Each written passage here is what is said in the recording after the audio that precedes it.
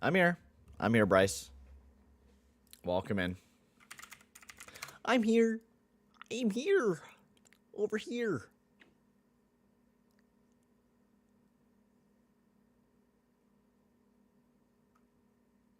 Welcome everyone in. I'm just going to be posting out the links into the Twitter and all that crap, so people know we're live.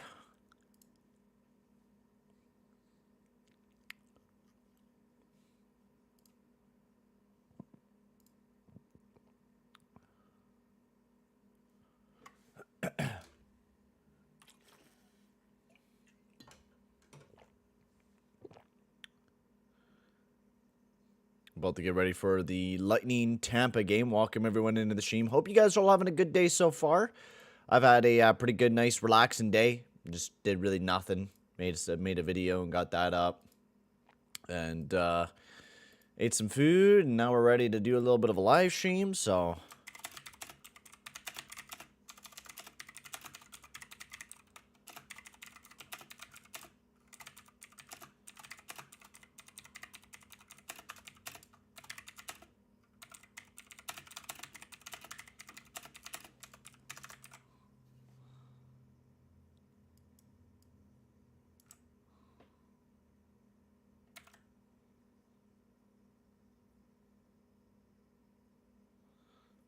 bada boom.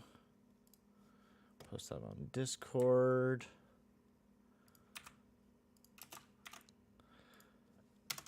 Well, hopefully tonight it'll be a lot of a better game and not such bullshit tonight. Because, my lord, last night's game was not very pleasant. Not very pleasant at all. It was not a lot of fun to watch, so...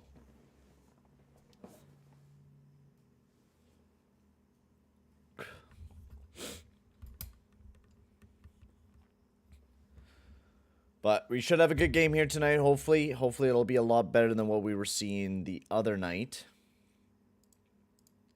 And hopefully that's the case, because yesterday's game was an absolute joke. But I will be right back in just 1 second.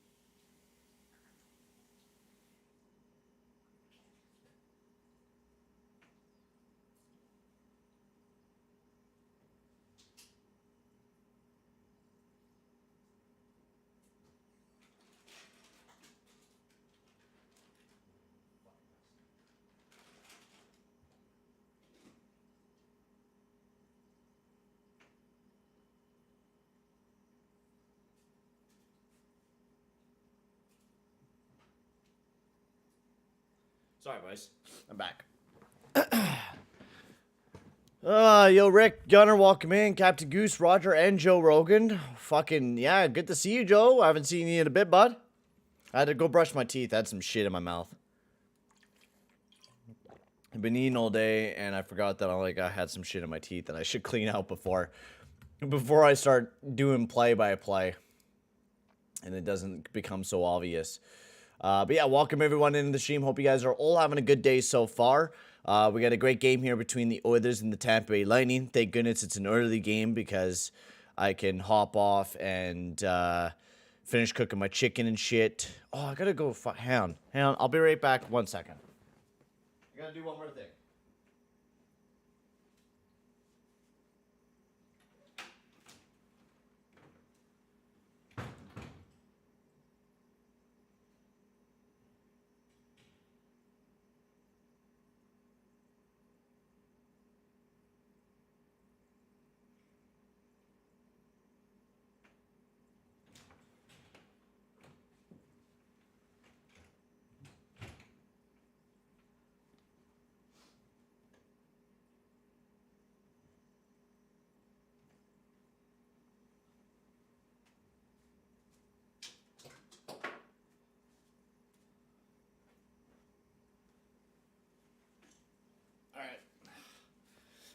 I had to go grab my laundry there. $3 on the Oilers paying $8.50. That's my bet tonight. Has to be in regulation. Oh, that's not bad. Bad news, Kadri scored against my Devils. Good news, he's on my team. Yeah, that's always like a thing. It's like when you're going up against, a team that has a few players. Like I have Kucherov and Stamkos on my fantasy team, and I need them to get a ton of points tonight because, quite honestly, I just need them to. I need them to give me a few points tonight because the team that I'm going up against is kind of not really kicking my ass, but it's almost.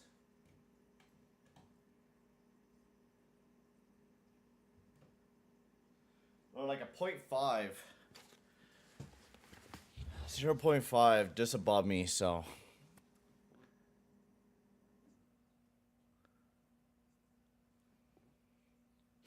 So legit, like, all I have to do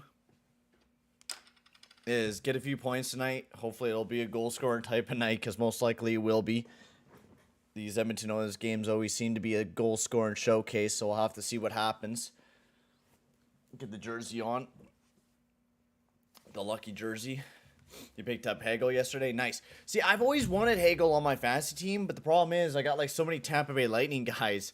I don't want to just continue picking up like Tampa Bay guys, but I would love Fogle on my team. Oh, you're the team going against me this week? Damn, bro. Well, I'm not talking about that fantasy league. Talking about the other fantasy league that I'm in, the team where I keep that team league round or year round. I've been doing it for like 2 years. This is my second year now. This is my second year in the fantasy group. First year was pretty fun. My team was like 500. We made it into the playoffs, but lost in the first round. So hopefully this year my team's a little more stacked. Didn't add too much, but just a little bit throughout the years have helped. Because I made a lot of big moves last year because my team got competitive. So I was like, screw it, we'll try this year. Actually, my team's already doing pretty good today, so that's good to see. Just because I have a lot of players playing today, so I might be able to catch back up in points. I'm up on U68. Yeah, that's the problem. I haven't been editing my lines in that fantasy league. That's my problem. All right, here we go. Oilers Tampa Bay has officially begun as this one gets sent deep into the zone. That one picked up behind the net by Cernak as he's trying to wrap that one around. Kucherov over to Hedman. Hedman gets a handle of it, bounced off the glass, and that one fluttered all the way down the ice. Picked up by Kulak, trying to chip it right back up. Kucherov kind of blocks it, but McDavid makes a quick pass over to Ceci. As this one poked over by Ceci over to Kulak as he sends this one up. This one chipped over to Puljujarvi, trying to kick it into the zone, but great job by Cernak to pick him off as Puljujarvi still gets a great job. Does a great job as he gets that one sent in deep. This one over to Brain Point. Point has a handle of it, trying to send it down below. Stamkos left it there. Kilroy let it pass by him as well up to the point as that one got sent right back down below. Picked up by Darnell Nurse. This one tracked over to Paris. Oh, a nice pad save by Campbell. That was a little bit of a bobbling puck. Campbell just able to handle it. Hyman gets bumped by Kilroy. We do have Campbell in the net and Vasilevsky's the starter for the Lightning tonight. So we'll have to see how well Campbell will do. Battle up alongside of the boards. They're trying to get this one out. Draisaitl. Nice pickup, and that one sent over to Kilroy. I should play in that fantasy league a lot more, the YouTube one, but I should, because I could make a total good comeback. It's I have to pay more attention to the league. Perpix has a handle of it, sends this one over to Kilroy. Kilroy has a handle of it, tries to send this one over. This one will be picked up by Campbell. Campbell sends this one around. Stamkos gets a handle of it. Stamkos looking, waiting, up to the point. Big bomb there, and that one just missed wide as Campbell will jump on top of that one and take a stoppage of play. Faceoff will just be to the right of Campbell. Not a bad start here for the Oilers. Not looking terrible. Campbell needs to play a lot better. That was a sketchy one. It was a ball and puck. At least he's able to handle it, but he needs to handle those rebounds a lot better. That's like one thing we need to see from Campbell's handle the rebounds like way better than what he is right now. Nemastankinov wins it for the Lightning. This one sent over. Not able to be kept. I think that was Ross Colton. I need to pop up the Lightning lines. I don't know why I haven't done that yet. Oh, go Kopke. Kopke. This one trying to be sent out of the zone, which it does all the way down the ice. A little bit of a race for the puck, and that one will be icing on the play with 18:01 remaining in the first period of action. Oh, in the mic.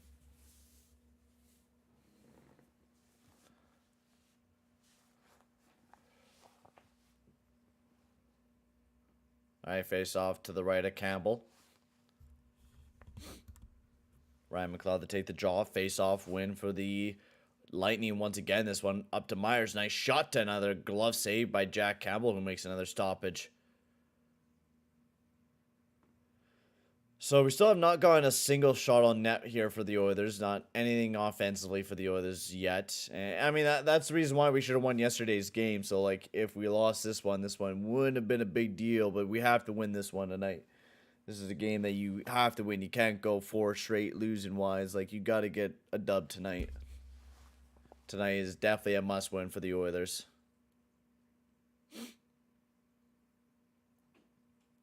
Face-off win for the Lightning. Markstrom is in goal again 2 nights in a row. Really? Wow, they threw Markstrom in tonight? Shit. Hyman staying on the outside, trying to center it, being pushed up alongside of the boards.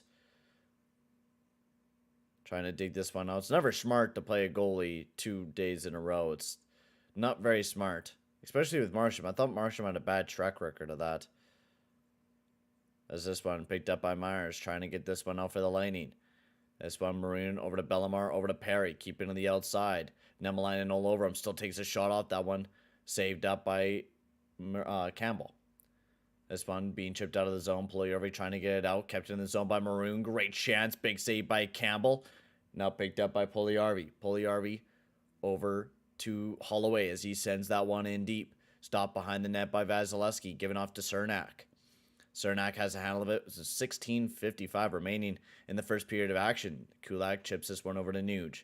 Nuge sends this one in deep. This one into the corner. Hedman will get a handle of it. Trying to send this one around. Puljujärvi cutting it off though. Trying to make a offensive play here, but Kulak tries to keep it in, which he does. Right back down below. McDavid not able to get a handle of it as Hedman chips it out. McDavid over to Kulak, or was intercepted by Kucherov, and now the Lightning are on the attack. Braden Point carrying this one up. Chips it into the corner. Picked up by McDavid. That one sent out. Nice chip by Puljujärvi over to Nuge. Hedman now. He has it. Sends this one over to Kucherov. Kucherov chips it right back over to Perpix. He's dashed into the zone. Nice snag there by Jack Campbell, who makes a beautiful glove save. Robin Perpix. Perpix? Burbix?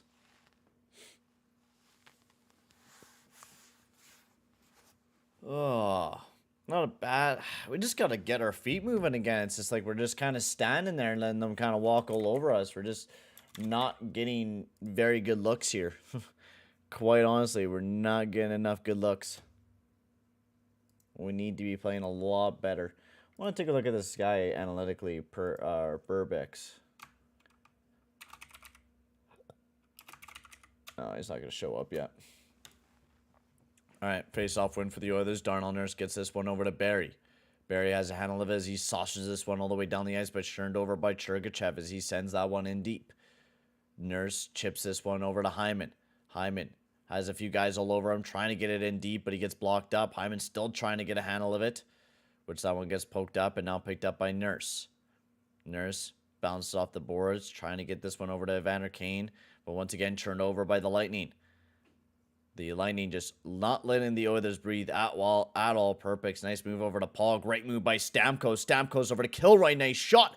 Big save by Jack Campbell once again. As Draisaitl sends this one over to Hyman. That one sent right back into the zone. Paul has a great chip over to Stamkos. Tries to flutter it in, but that one missed wide. Picked up by Nick Paul. Paul looking around, trying to find an open lane. Keeping on the outside. Takes a nice shot. That one kind of blocked by his own teammate in Stamkos. Stamkos up to the point to Myers. Over to Ian Cole as he's looking. Dance around. Definitely not Ian Cole. Nemastankinov tries to center that one. Picked up by Kilroy. Kilroy tried to get it back over to Nemastankinov, but broken up. Kilroy has it again. Sends it down below. That one tried to be tipped towards the net. Now Hyman flutters this one out. A little bit of a race for the puck.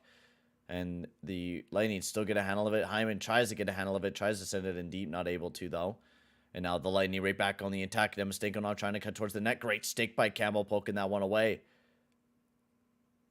McLeod trying to chip this one up. Campbell sends this one around. Stopped up at the point. They're trying to dig this one out. Picked up by Yamamoto. Yamamoto makes a nice move past Nemastankinov. Talking about another not great looking game here for the Oilers. Nice hit behind the net by Fogle. Oilers trying to keep this one in. No shots in the first 6 minutes of this game here for the Oilers. It's 7-0 for shots for the Lightning. We are not able to even maintain the puck. Yamamoto passes it way too late. Trying to keep it in the zone as Bouchard not able to, though, as Yamamoto just keeps it in as he sends it in deep. McLeod not able to grab it as the Lightning get back a handle of it again as Colton sends this one over. Kane coming in, breaks it up. Back over to Bellemare as he flutters this one up, but broken up. And now heading deep into the zone. Picked up by Myers. Holloway going hard after the puck. This one shipped around again. Kept in by Barry. Battle up alongside the boards. This one sent in deep. Holloway not able to get a handle of it as this one poked over to Myers. Myers, Maroon, over to Sergachev. Sergachev carrying this one up for the Lightning. Tries to center that one. No one there to get a handle of it. Perry still does. Nice center and pass, but not able to be tipped towards the net by Maroon. Maroon over to Sergachev. Great move. Nice backhand. Nice save by Jack Campbell as he makes a beautiful glove save. A little bit of pushing and shoving after the whistle.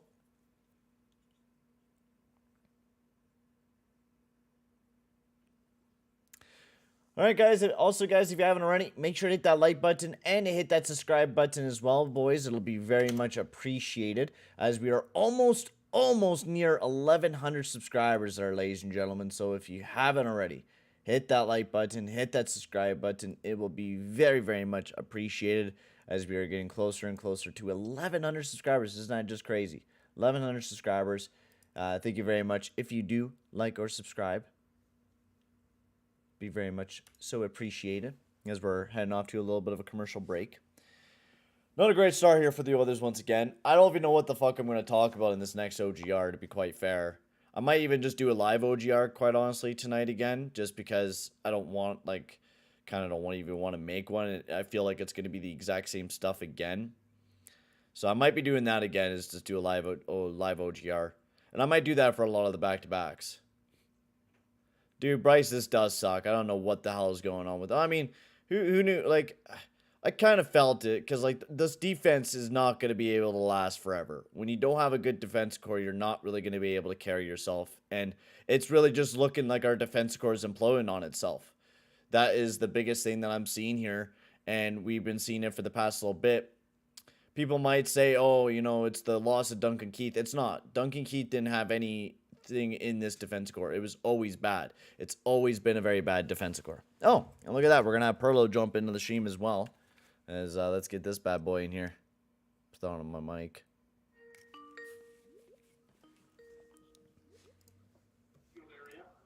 Yo, bud, you're in the stream already? All right, how you doing? Good. How about you? How are you enjoying this? The no moving Oilers. Still fishing. Still, yeah. That's why that's why I called the video. Going on a fishing trip. Yeah. Yeah. Oh no! Penalty going to Barry because Perry slashed the Campbell in the face, and no penalty in that play. But Lightning do get a power play, and we're still playing on undisciplined. What Barry did there, I mean, I get it, but we are ranked 30th in our PK, so I think the time to not take penalties is right now. As Kucherov Yeah. flips this one over, broken up by Connor McDavid, but fluttered way too far away as Victor Hedman gets back a handle of this. Well, if the Oilers at least get their asses kicked, I hope Stamkos and Kucherov pop off tonight because I need some fantasy points. I'd rather be happy in fantasy if this team's going to continue playing like this. Oh my gosh. Hedman, 8-0 shots, yeah. Hedman chips it back. Over to Point, over to Kucherov. Kucherov gets this one over to Point. Point dashing in, that one broken up.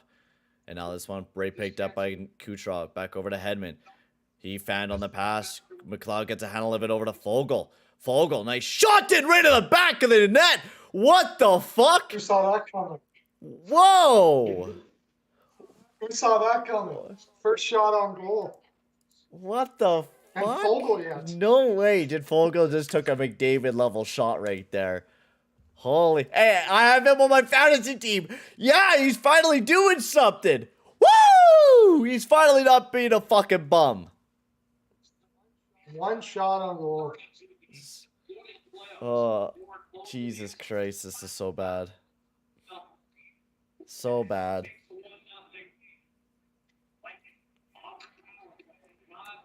Well, McLeod over to Warren Fogle and then just whips it into the back of the net.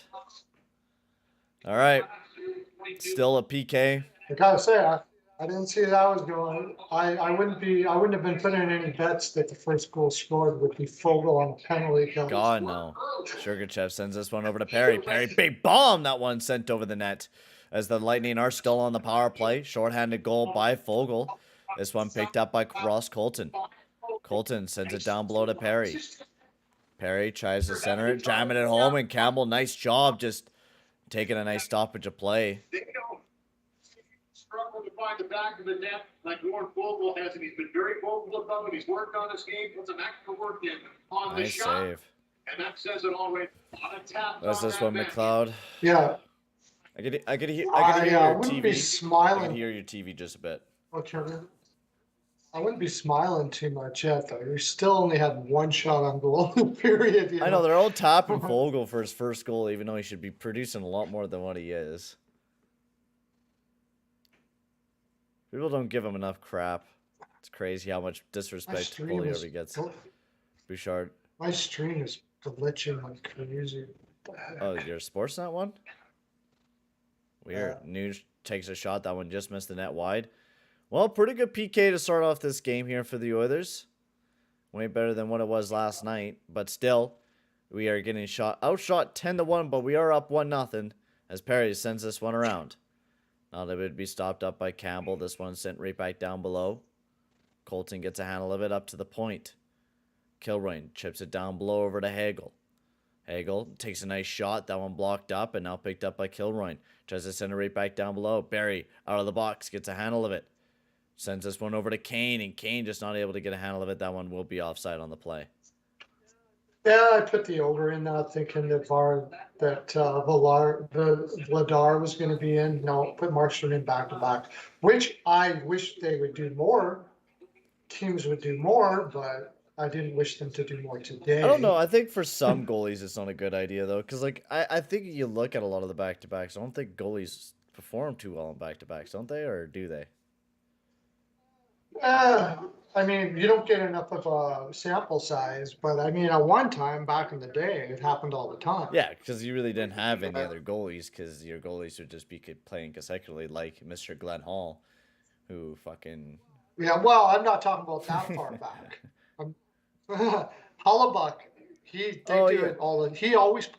plays amazing on the second part of back-to-back. Oh, yeah. And that's mostly because Jets didn't have anything, so Hellebuck just... I mean, I think it depends on your durability. A goalie like Markstrom, I don't like back-to-backs for Markstrom. Because I just don't believe Markstrom should be a guy that you play a whole lot. Just 1 second. 10:42 remaining in the first. This one picked up by Cernak. Cernak has a handle of it, whips this one up. I'm going to be putting the Perlos link in the chat here in just a bit. We are on even strength. Let me just pop up his link. Also, guys, if you haven't already, make sure to hit that like button, hit that subscribe button. We're getting very close to 1,100 subscribers, so if you haven't already, hit that subscribe button. I'll be very much appreciated there, guys. Very much so. Yeah, I gotta say, I didn't see that. Didn't see that coming. No, me neither. Still one shot. Halfway through the period, we have one shot on goal.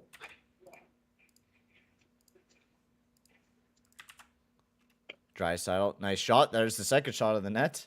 And the first save for Vasilevsky.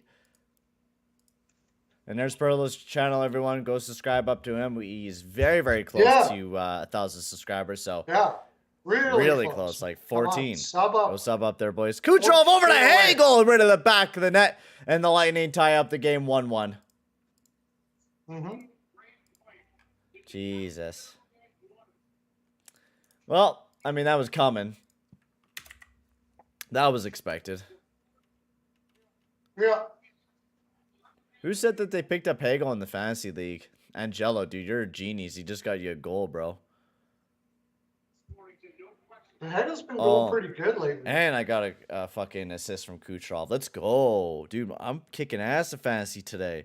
I got my boy Fogle getting a goal. I was actually thinking about trading Warren Fogle in fantasy, I think, this deadline. When I go try to trade for somebody better. Somebody's gonna take him? It's just like a salary cap because dump. Salary cap dump. Watch. Oh. Is basically what So it'll you're be. gonna trade a pick to get rid of him or something? No, I'll like that? trade him with another player to like pick up a player that's better. Like I'll Oh, combine okay. both of them, but it'll be like a cap dump. Someone will take him for a little bit of his hits and stuff.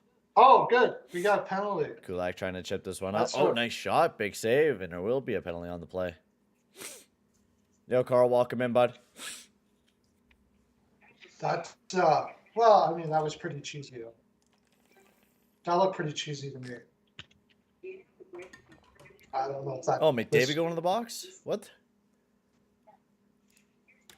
Yeah, it didn't look like it was a penalty to me, but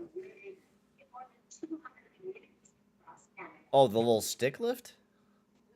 yeah, Wow, that's I don't know what that's bullshit. about. That's the way it's gonna. If that's the way it's gonna be tonight, we're in trouble. Oh, yeah, because our PK sucks. Exactly. Yeah. Our PK sucks utter ass. It's horrible. Also, guys, Hi, Carl. just want to let you know I did figure out what we're going to be doing for the rest of this week, streaming wise, which let me just pop on my Google Calendar and I'll let you guys know. On Thursday, we're going to be doing a little bit of a back-to-back stream on Thursday, which I'm pretty excited about. We got the Oilers versus the Carolina Hurricanes, which I will be an hour late to that. So we'll be doing the Carolina Hurricanes from 6 until 7:30. And then right after that game, we'll jump into the middle of the Nashville Predators versus the Colorado Avalanche game right after that.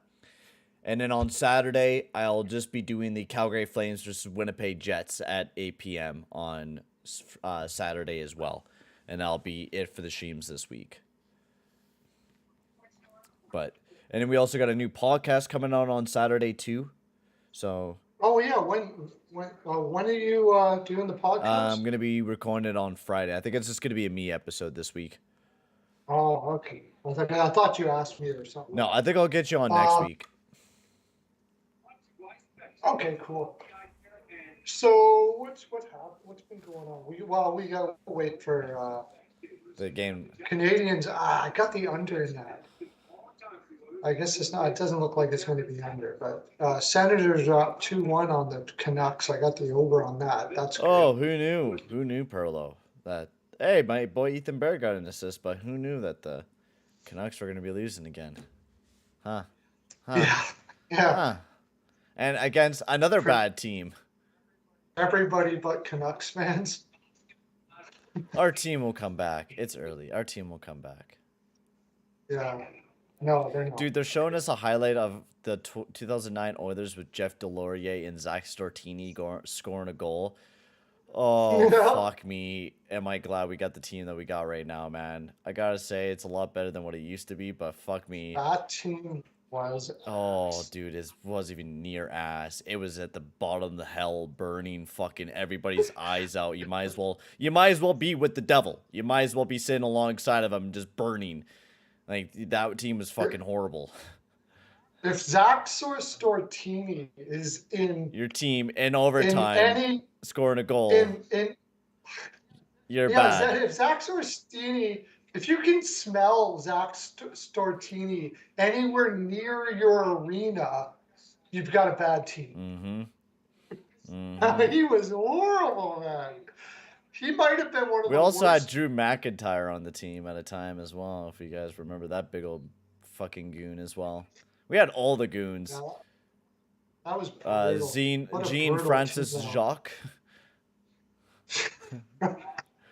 Francois. Yeah, Jean-Francois Jacques. Francois. He couldn't skate to save his Oh, he's life. just a big goon. The biggest of goons. Dude, Then we also had Jim Vandermeer. Oh, we had a bunch of oh fuck.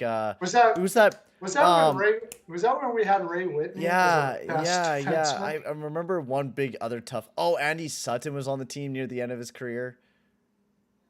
Yeah, did we have Penner? by Yeah, that we time? had fat ass Penner. Yeah, talk about his weight issue. Oh fuck me. Not a team to talk about for sure. Sergachev. Thank God I wasn't doing the OGRs at the time, eh? Fuck. Perry, this one sent over. Oh, This one up to the point that they were, Sergachev. they were sad to watch. My friend. I know, I heard my dad all the time yelling. That's why I swear a whole crap ton. He always. We killed a penalty. I know, we don't look bad on this penalty kill once again. Drysdale does get a handle of it with the few seconds remaining on the power play. We tripled our shot total. I know, that's kind of embarrassing. Passing the puck. Blue Thunder, you're not expected very much when Evander Kane's passing the puck, my man. Evander Kane is receive and shoot. That's all he knows. Yeah. That's why he's not very good on his 5-on-5 play, because he sucks at controlling the puck, carrying the puck, and passing the puck. Who was Evander that? Kane. Oh yeah. Well, He I doesn't. mean, Evander Yeah, Evander Kane. Yeah, He yeah, can't- yeah. He shoots. He shoots. That's all he does. He can't carry the shoots. puck. That's what he does. He can't skate very well. No. Like the only thing he's really, really good at is shooting the puck. Yeah, and he's very good at that. Very good at that. That's why he's getting paid. Extremely good at that. He's an incredible shooter. He's guaranteed but, 30 yeah, goals you're per right, he's- season.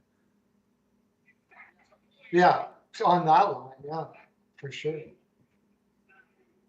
Now I do See, believe Draisaitl and Kane are not a fit though. I wish they were to throw McDavid back up with Kane and pull Yarvi.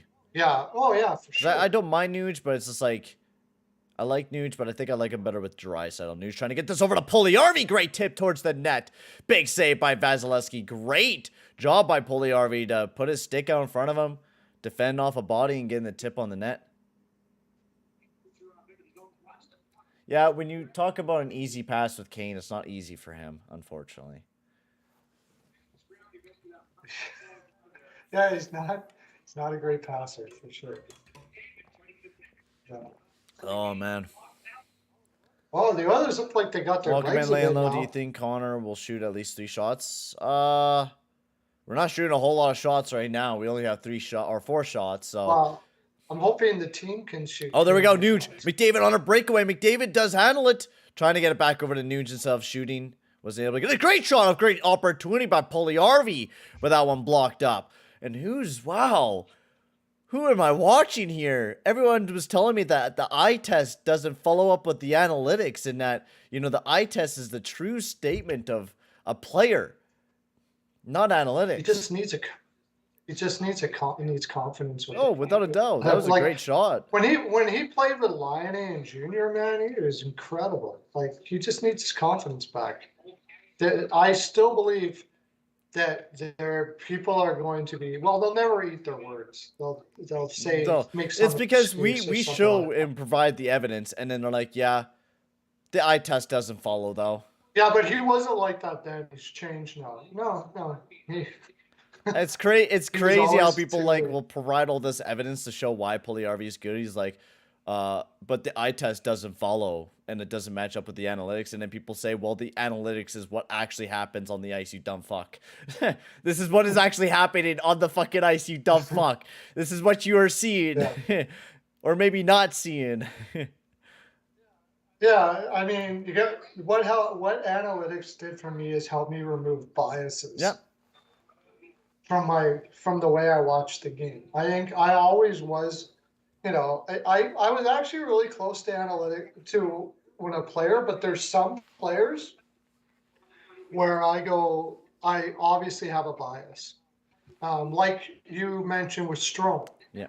I had a bias, right? He played poorly, and I didn't watch enough to notice that he was actually turning things around. So that's why I wasn't a big fan. Now but he's looking for the really good most this part, year, quite honestly. Like that game against the Caps that we watched, he was all over the Oilers. I mean, he got undressed by McDavid, but it's pretty hard to play defense against McDavid. To be fair. Fish legs Oilers. Oh yeah. Fish legs Oilers. Fish leg Oilers, yeah. The fish leg Oilers tonight. Excuse me. Well, as we wait, we're still in commercial break. We're going to be back in the game here very, very soon. But yeah. Hopefully we can get some more shots on the net and start producing some more offense, because it just looks like, I mean, it looks like we have our legs moving a little bit more, but just the Lightning are all over us and not moving it fast enough.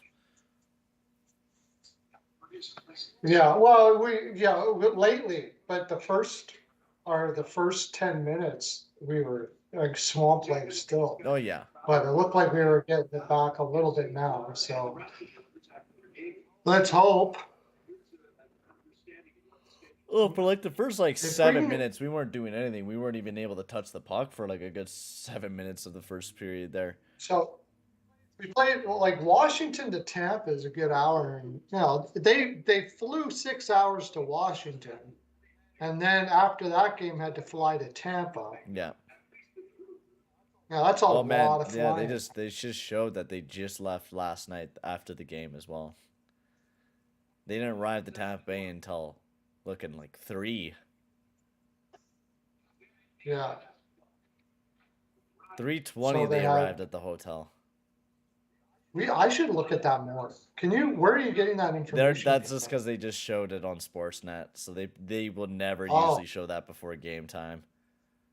That's the problem. You would have to really know the team. Like you would have to know the team, like somebody in the team. I would like to have that. Well, they should have that information available for people. There's no reason why. It's attacked. We It's can't attacked. know. Oh, Derek Ryan on a breakaway for the Oilers. Derek Ryan, nice head fake. Oh, not able to get the shot off though. Just kind of lost the Derek control of the Ryan puck. has looked really good. I know he's looked really good the last little bit. The Oilers got their legs going, man. McLeod trying to get a handle of it. Ross Colton turned it over. Was Ryan. As Yamamoto trying to make a nice move. Myers and all of them were all over him. Picked up by Ian Cole. Ian Cole trying to get this one out. Nice shot by Puljujärvi. Big save by Vasilevsky.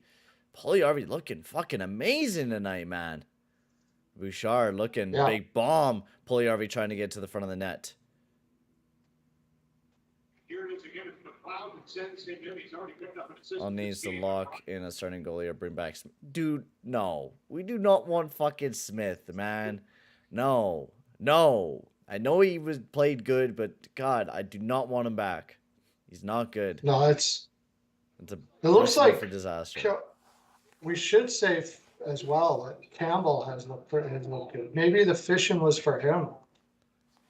I don't know, man. He's looked not bad tonight. He's making some pretty big saves tonight. I do give him that. Yeah. One-timers are really hard for him to save. I think, though. That's the problem, that we need to start defending more. Like, I think Woodcroft needs to start building a structure around certain pieces of, like, the weaknesses of Campbell. You know, like You got to move Campbell side to side. what, like... As soon as you move him side to side. yeah. Yeah, you're fuck can him. score Because well. he just doesn't move very well, like, in the net. Like, every time, like, I've been seeing that a lot, where he moves to side, it's not a good recipe for a Campbell. Like, you got to keep him and stationary. That's sort of like a pretty big part of being a goaltender. Oh, yeah, and big part of playing for an Edmonton Oilers goaltender. Yeah. Especially because we can't defend fucking one-timers at all or predict that it's going to happen.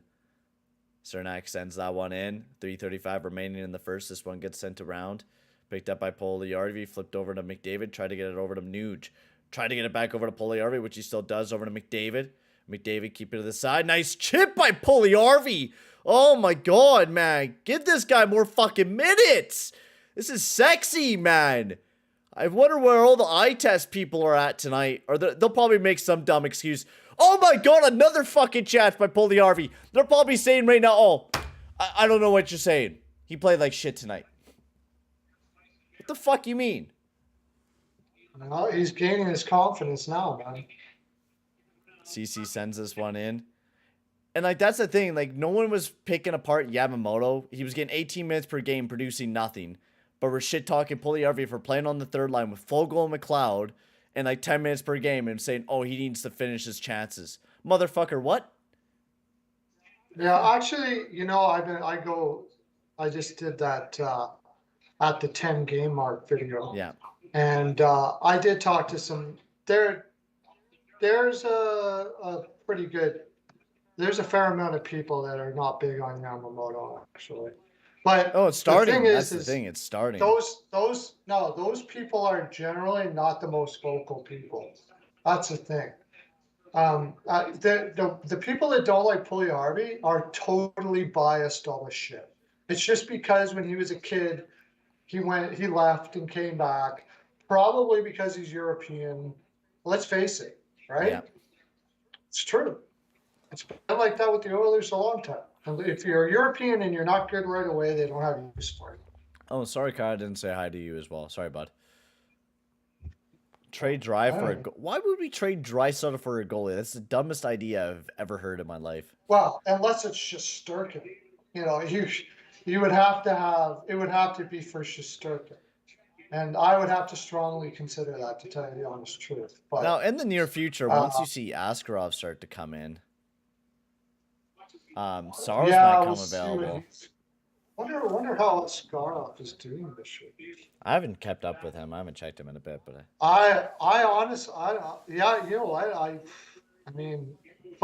it's hard with young goal. I wouldn't trade him for a young goaltender, and I might kick myself later, but you know what I mean? Like, I'm only trading him for somebody that you know.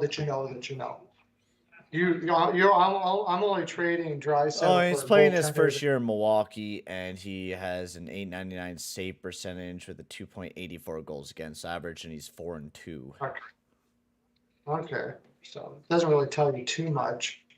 You don't know. I don't know. He's 4-2. 4-2, yeah. Nice bomb for Cernak. Big save by Campbell. This one sent around, picked up by Hagel. Tried to get over to Kucherov. Picked up by Hemming. Right back over to Kucherov. He fans on the one-timer. Nemelainen and Bouchard trying to get this one out over to McDavid as he chips this one around. Trying to be poked up, which it does. I went all the way down the ice and picked up by Cernak. Shesterkin's been pretty good. He's getting off to a little bit of a rough start. Pretty sure the last time I checked his numbers wasn't terrible. He'll get it back. He's 916, but that's still pretty good. His goals over. Yeah, he's about average right now, but he'll get it back. You don't have to worry about Shesterkin. Just, you know what I mean? Like, oh, hell no. He's about average. I'm looking at those a lot now. Goals over, expected. Yeah, the expected goals against. Like yeah, expected goals against. I'm right into that stuff. I'm starting to apply it to my picks now. Oh, yeah. Because I'm getting my ass kicked picks this year. It's flat out. Not even going to try to lie. That's why I'm not promoting anything yet. Once I get back on track, then I'll promote it. But he's still 4.3 over. So he's doing well. He's above average. 4.3. Yeah, it's just because, like, everybody was, like, seeing Shesterkin at, like, a expected. 940 and absolutely insane, and now that he's a little bit more average, it's just like, oh, what the hell, Shesterkin. Well, he's getting a lot of, he's got a .916, right? So that, people say, well, that's not that great, but I like the goal saved above expected way better, because that means that he's saving a lot of high danger chances. Like, he's getting he's saving a lot of stuff that should go in, and he's still got a 9.16. Yeah. So that's more of a team thing than a goaltender. Ooh, Barry went hard on the boards as Nim Stankinov rides him into the boards.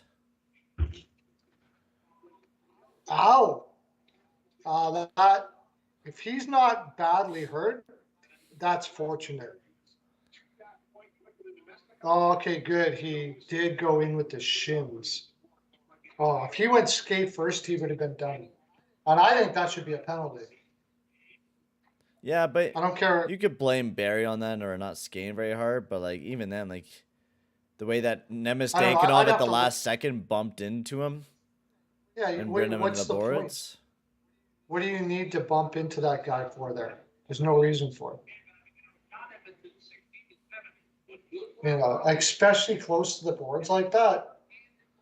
Yeah, I Face don't off like win that. for the Oilers. This one sent out as the last few seconds remaining. Then the first period coming to an end as it is 16-7 for shots for the Lightning, which is just ridiculous. Yeah, we got our legs back though. I got an over on this game, so I like those lots of shots. I imagine they'll start going in eventually, but um, Crazy. what's stuff that happened? Oh, nah, Oh, I don't want to talk. oh. Oh, Toronto Maple Leafs activate Jordy Ben. Oh, that's going to be the dumbest decision ever to play him in the lineup. Yeah, they're losing 2-1, I think now. Really? Yeah, I should have took that. Nichushkin undergoes ankle surgery. Oh, really? Yeah. No. And Samuel Girard is out now. He's listed as day-to-day. So the Colorado's got some injury issues to say And the they least. still have Landeskog out of the lineup, too. Well, you know what, Yeah, Perlo? Landeskog. You know what, Perlo? That's actually not a bad thing because you got to think Colorado's Avalanche are going to save a lot of money right now with Landeskog on LTIR, and not just that, Yeah. Nikushkin right now on LTIR. They'll be able to save up enough money to then be able to use that towards the deadline. To get Pugliarvi. How much you want to bet, man? Oh, fuck me, no. They give Yeah, Pugliarvi Pugliarvi for some Imagine- fucking Curtis McDermott and a third-round pick. I don't even think we'd be that stupid, but you never know, I guess. You never know. No, let's look at. Also, Let's look. I want to talk about Seattle. Yeah, They're off to a crazy good start to start off this season. yeah, I'm amazed. yeah. Like, I mean, their offense is actually offensing. Like, that's The the defense is defense, and no, but the most amazing thing about all of that yeah. is not just the fact I could see that they work a system, because I was always wondering about Hackstall. Yeah. I'm not going to put it on Philadelphia, but I mean, Ron Francis is a brilliant man.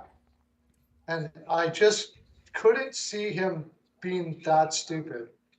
You know what I mean? Like there had to be something about him, not only Philadelphia, right out of college. But the thing that's the most amazing thing of that is Jones, man. Yeah, I know. He's what, a 901 save percentage, 2.61. He's not been amazing. The goaltenders haven't been super but amazing. His first 2 games he got lit up, but since then he's been insane. Mm-hmm. I got him tonight. Oh yeah. I got Seattle the Predators tonight. They really need fucking Grubauer, man. Jesus Christ. Man, the thing that is, man, like they have a lot of cap in their goaltenders. Like Drigger's still signed. He's buried. Oh, he's on the IR right now, at least. Same with Grubauer. But Martin Jones is definitely taking one of those spots right now. Easily taking an easy spot from somebody. Oh yeah, he is playing incredible. Okay, what was I looking up here? Because Okay, first of all, Colorado already has just 1.7 million in cap, but I don't know, like that cap with the IR and bringing people up and down and how you save cap. My gosh, you have to be a mathematician. So, with Landeskog, he's on the IR, so I don't really think they save any money. It's only if they get thrown into the LTIR. LTIR. LTIR gives them like permanent extra money. I think you do get a little bit of extra money from throwing the player on IR as well. But I think so too, but I'd have to look at all with of that stuff. I'm Nikushin not going sure. on the LTIR, they're going to be saving that full cap hit of Nikushin's cap.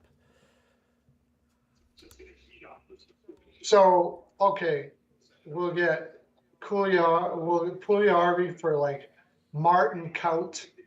Oh, fuck me. But just imagine, okay, they get Landeskog back, and you could have, wait a sec, Landeskog back. You could have Rantanen, Landeskog, and Pugliarvi. What did you say, Rantanen? Yeah, Rantanen, Landeskog, and Pugliarvi as a line. Would that not be the Fuck, best Jesus shutdown line in the Christ. freaking league? I think it gets you some serious That- goals. Score, and you could do everything. And then you would have like Lehkonen, McKinnon, and who would you? It's kind of loading up a line though. Who else is not in? So Landeskog, Man, Lehkonen, McKinnon. Josh Manson, I know he's not a great, amazing defenseman, but his defensive numbers are going up. Yeah, since he got to Colorado and he's playing with a whole bunch of people that know how to possess the puck. And you have a coach there that's not telling him to hit everything that moves, even if he goes out of position. Yeah. Right? Look at, like, Anaheim's got a problem because, like, when Lindholm first came in the league, he was a beast. I know, and then he went off to And- Boston, and he's been fucking insane. Well, he was a beast in Anaheim for a while, and then people were wondering what happened to Lindholm, and Boston was smart enough to pick up on it. Every defensemen that are in Anaheim, they don't do well developing defensemen, or at least exposing their strengths. I think Lindholm is always really good in Anaheim. Like, I remember him a lot because they did rely on him a lot. I think it was just when it came into the shit years of Anaheim, their defense just kind of, I don't know, gave up. Right? Like, they had a lot of good defensemen. It's just, I don't know. They just went to shit. Yeah. But there's a lot of positives with the Ducks. I know they're not winning a whole lot of games, mostly because Gibson is just, I mean, and their defense core is not looking great either. But their offense, you know, having Mason McTavish producing pretty well, Zegras, it's a developing year, so I think really who cares? Tank at least maybe for another year, see what you can get out of this next draft. Yeah. Right? Because, I mean, this draft is going to be fucking stacked if you're able to get, like, another, maybe a great defenseman.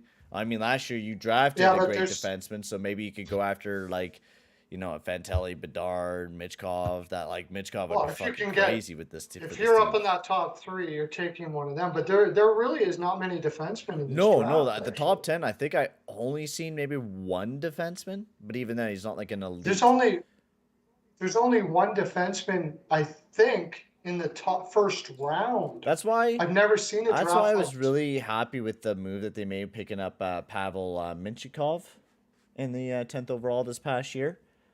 Because he's going to be a pretty good defenseman. Yeah. Like, he's playing great for the Spirit right now. As long as they develop him all right. But, yeah, for sure. I love that guy.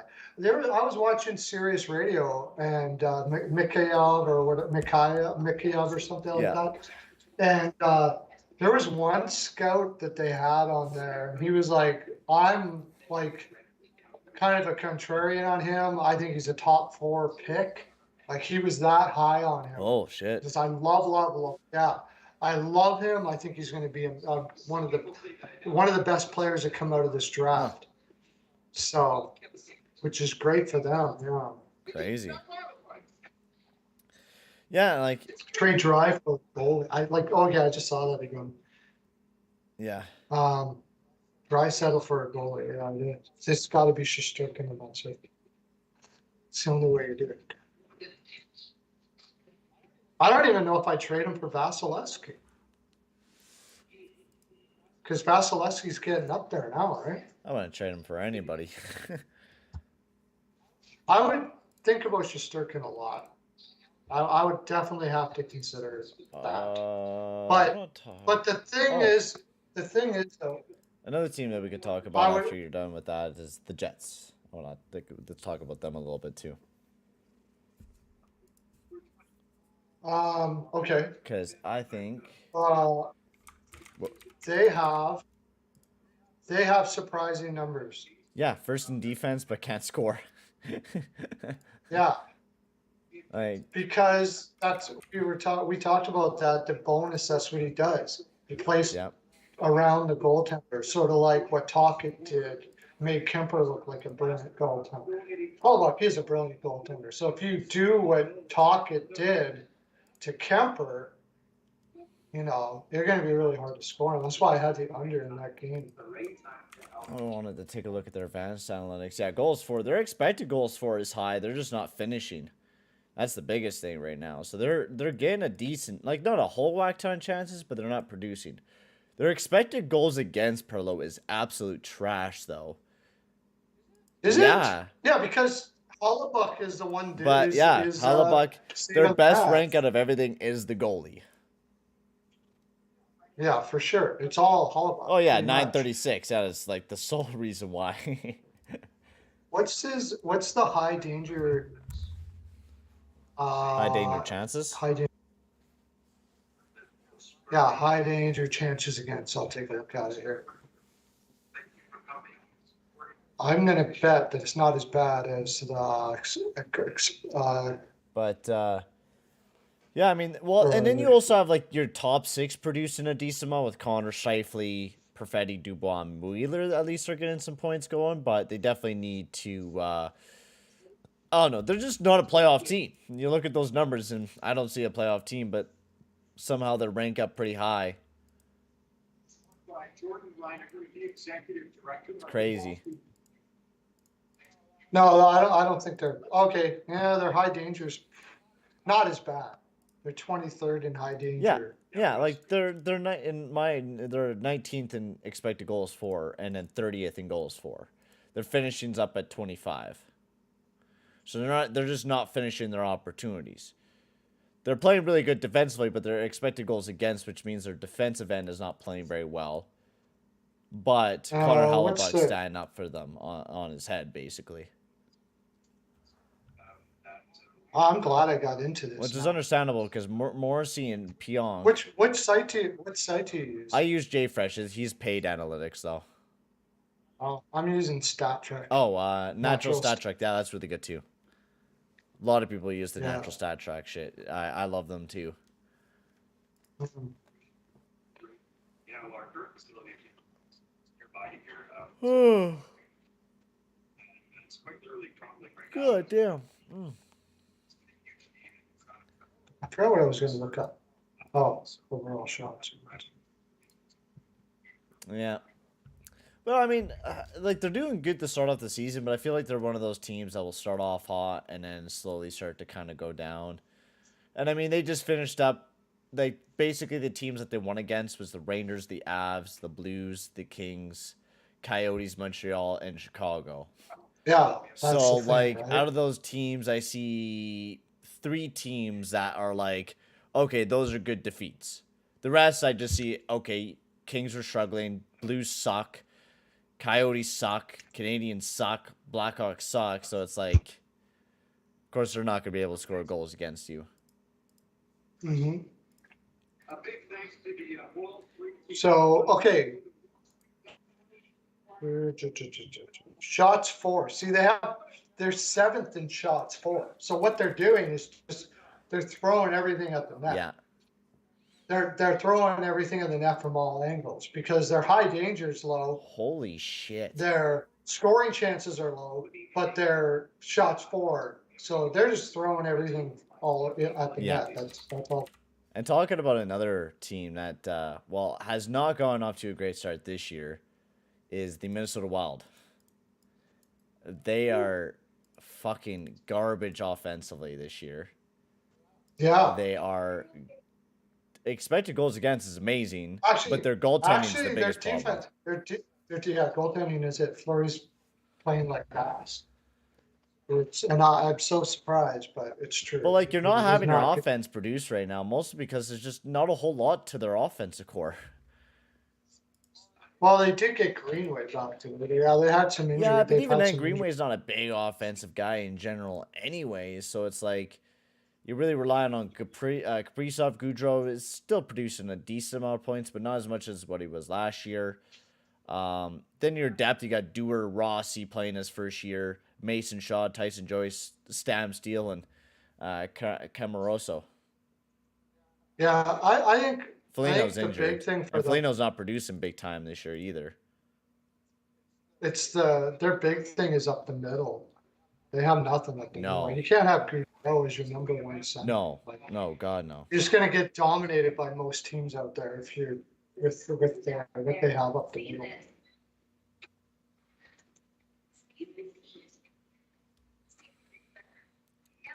And Rossi's is not ready. Obviously, he's playing in the NHL, but I wonder if he should be. I think the only reason why they're playing him this year is because Cat Pearl. Like the Minnesota Wild are not. They're in a fucking tough spot. Yeah, like Joel Eriksson-Ek is a good little player, no doubt about it, but he's not a number one. He's a solid two-way, like extremely solid two-way. I like him a lot. See, But you got Goudreau playing with Kaprizov and Zuccarello. What the hell's Goudreau going to do with those guys? He's just going to look like what? Oh, I like Frederick Goudreau. He's a really good player. I think he could do a yeah, good, but not a number one center. like 40 points a year on average. Yeah.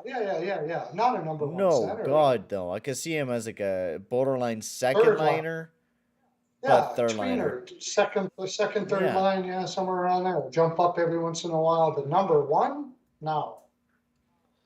So yeah, I don't think there's really any way to fix it for now either. They just got to hope that one of their, like Rossi or one of their draft picks come up and be able to take that role eventually. I don't know. Maybe they can get a rental, but How can they even afford it? Like that's the problem too. They're not really saving anything on LTIR. They're eating up the cap of Parise and Suter. Do you think, like looking back, should they just bought out one guy? there was a culture issue there. Both Parise and Suter were how do I explain it? They were Parise was getting frustrated because he wasn't getting ice time, but he didn't deserve it, and he shouldn't be getting it really. And Suter, he is apparently like a big loner guy. And he sort of like tells the coaches that's the reason why he gets so many minutes, because he'll bitch and complain if he doesn't get 30 minutes a night and stuff like that. And they just didn't want that kind of leadership. So Yeah, because Shooter in Dallas plays 22:46 a night, just a few minutes lower than Heiskanen. if you know for sure you're going to buy out those contracts because they're forever, right? So why screw around? I don't mind. I didn't mind it. Why screw around and wait? You know you're going to buy it out every year. It just gets more and more tedious. So I get it, actually. Yeah. Alrighty. We're about to get ready for the second period of action. Barry arguing with the linesman there, which I do agree, because that should have been an icing, I think, too, where Barry kind of got nailed up alongside of the boards. It's kind of the job of the linesman, if it was an icing, to blow the whistle and blow that play dead before anything bad happens, because we all remember what happened to Curtis Foster in that play where it was supposed to be icing and he got fucking totally plastered up alongside of the boards and basically ended his career. So yeah, that's what I said. I think that should have been a penalty. It's a terror. That's a terror. Like, there's no need for that. There's no need for touching people in the skates or whatever when you're going into bump on back in the day when they didn't have this icing thing going on. Man, oh man, some brutal injuries happened. Well, you just send it all the way down the ice and then send your big tough guy to fucking be a missile. Yeah, exactly. And you know that it's a dangerous, and you know that it's something that really is when Don Cherry is like he was screaming about it before anybody, louder than anybody. Don Cherry to get rid of that. Yeah, to get the icing rule at least in. Point has a handle of it. Here we go. Second period of action has begun. This one trying to be chipped up as Kulak gets a handle of it. Waits for Puljujärvi as he just sends that one in deep. McDavid dashed into the zone. Nuge trying to get a handle of it. Bounce up to the boards to Hagel. Trying to get out. That one sent right back in deep.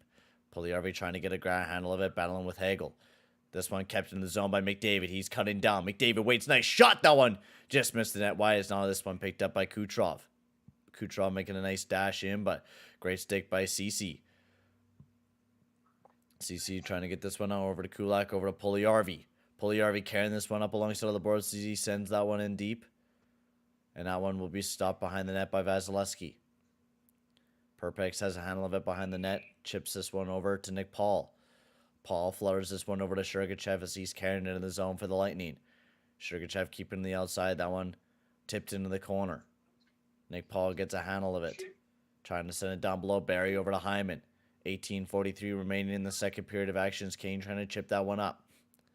Hyman stuffed alongside of the boards. There will be a penalty on the play. It looks like it'll be a power play opportunity for the Oilers. Finally.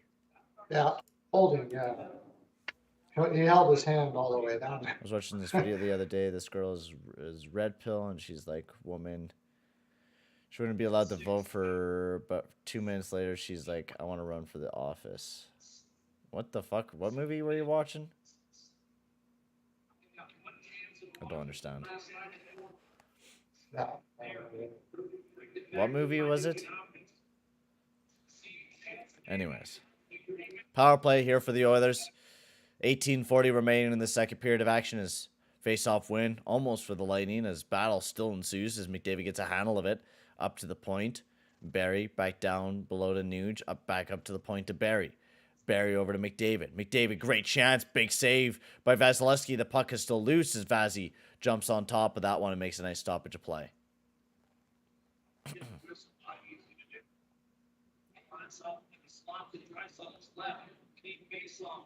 That's a nice job. But McDavid just take the shot on the net, see if he could generate a rebound, which it almost did. Minute 46 remaining on the power play for the Oilers. Face off to the left of Vasilevsky. Draisaitl to take the draw, face off win. McDavid up to Barry. Barry looking around up at the point, just hovering, waiting for an open man. Gives it down to McDavid. McDavid tries to get a shot off on the net, but great stick by Cernak. Trying to chip it up, but that one turned over. Kept in the zone by the Oilers, though. Draisaitl tried to get over to Nuge, just missed the tap of his stick. Up to the point to Barry. Barry flutters this one over to Draisaitl. Draisaitl looking around. Has a handle of it. Over to Barry. Barry off to McDavid. McDavid back up to the point to Barry. Barry, nice shot on the net. The puck is loose. Nuge over to McDavid, and Connor McDavid pounds that one in the back of the net as the Oilers are now up 2-1 on a very, very dominant power play. And the Oilers capitalize and get a big one. There's one thing we can do. We can PP. We can PP with the best of them, man. Mm-hmm.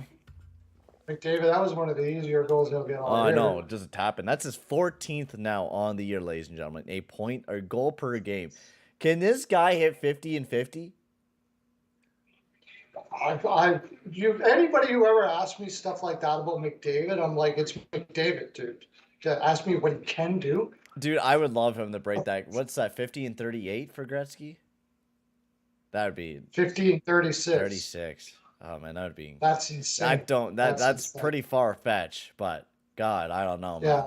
In this league, that would be... That'd be crazy. But if somebody asked me, I'm like, it's McDavid, man. I don't know. It's like back then when people would All say... he would have to "Do you do think is have Gretzky-" like a few games where he has some hatties, Yeah, which he already Yeah, has. back then, people would say, "Do you think Gretzky?" And before they even got finished, I'm like, "He's Gretzky." You know, like, of course I do. Well, like, what else? What are you gonna? There's no number you could give me that he couldn't, because his numbers were just astronomical, right? And yeah, it's McDavid. Can he do it? Probably. Yeah, I wouldn't put it past him to do anything. Derek Ryan to take the draw.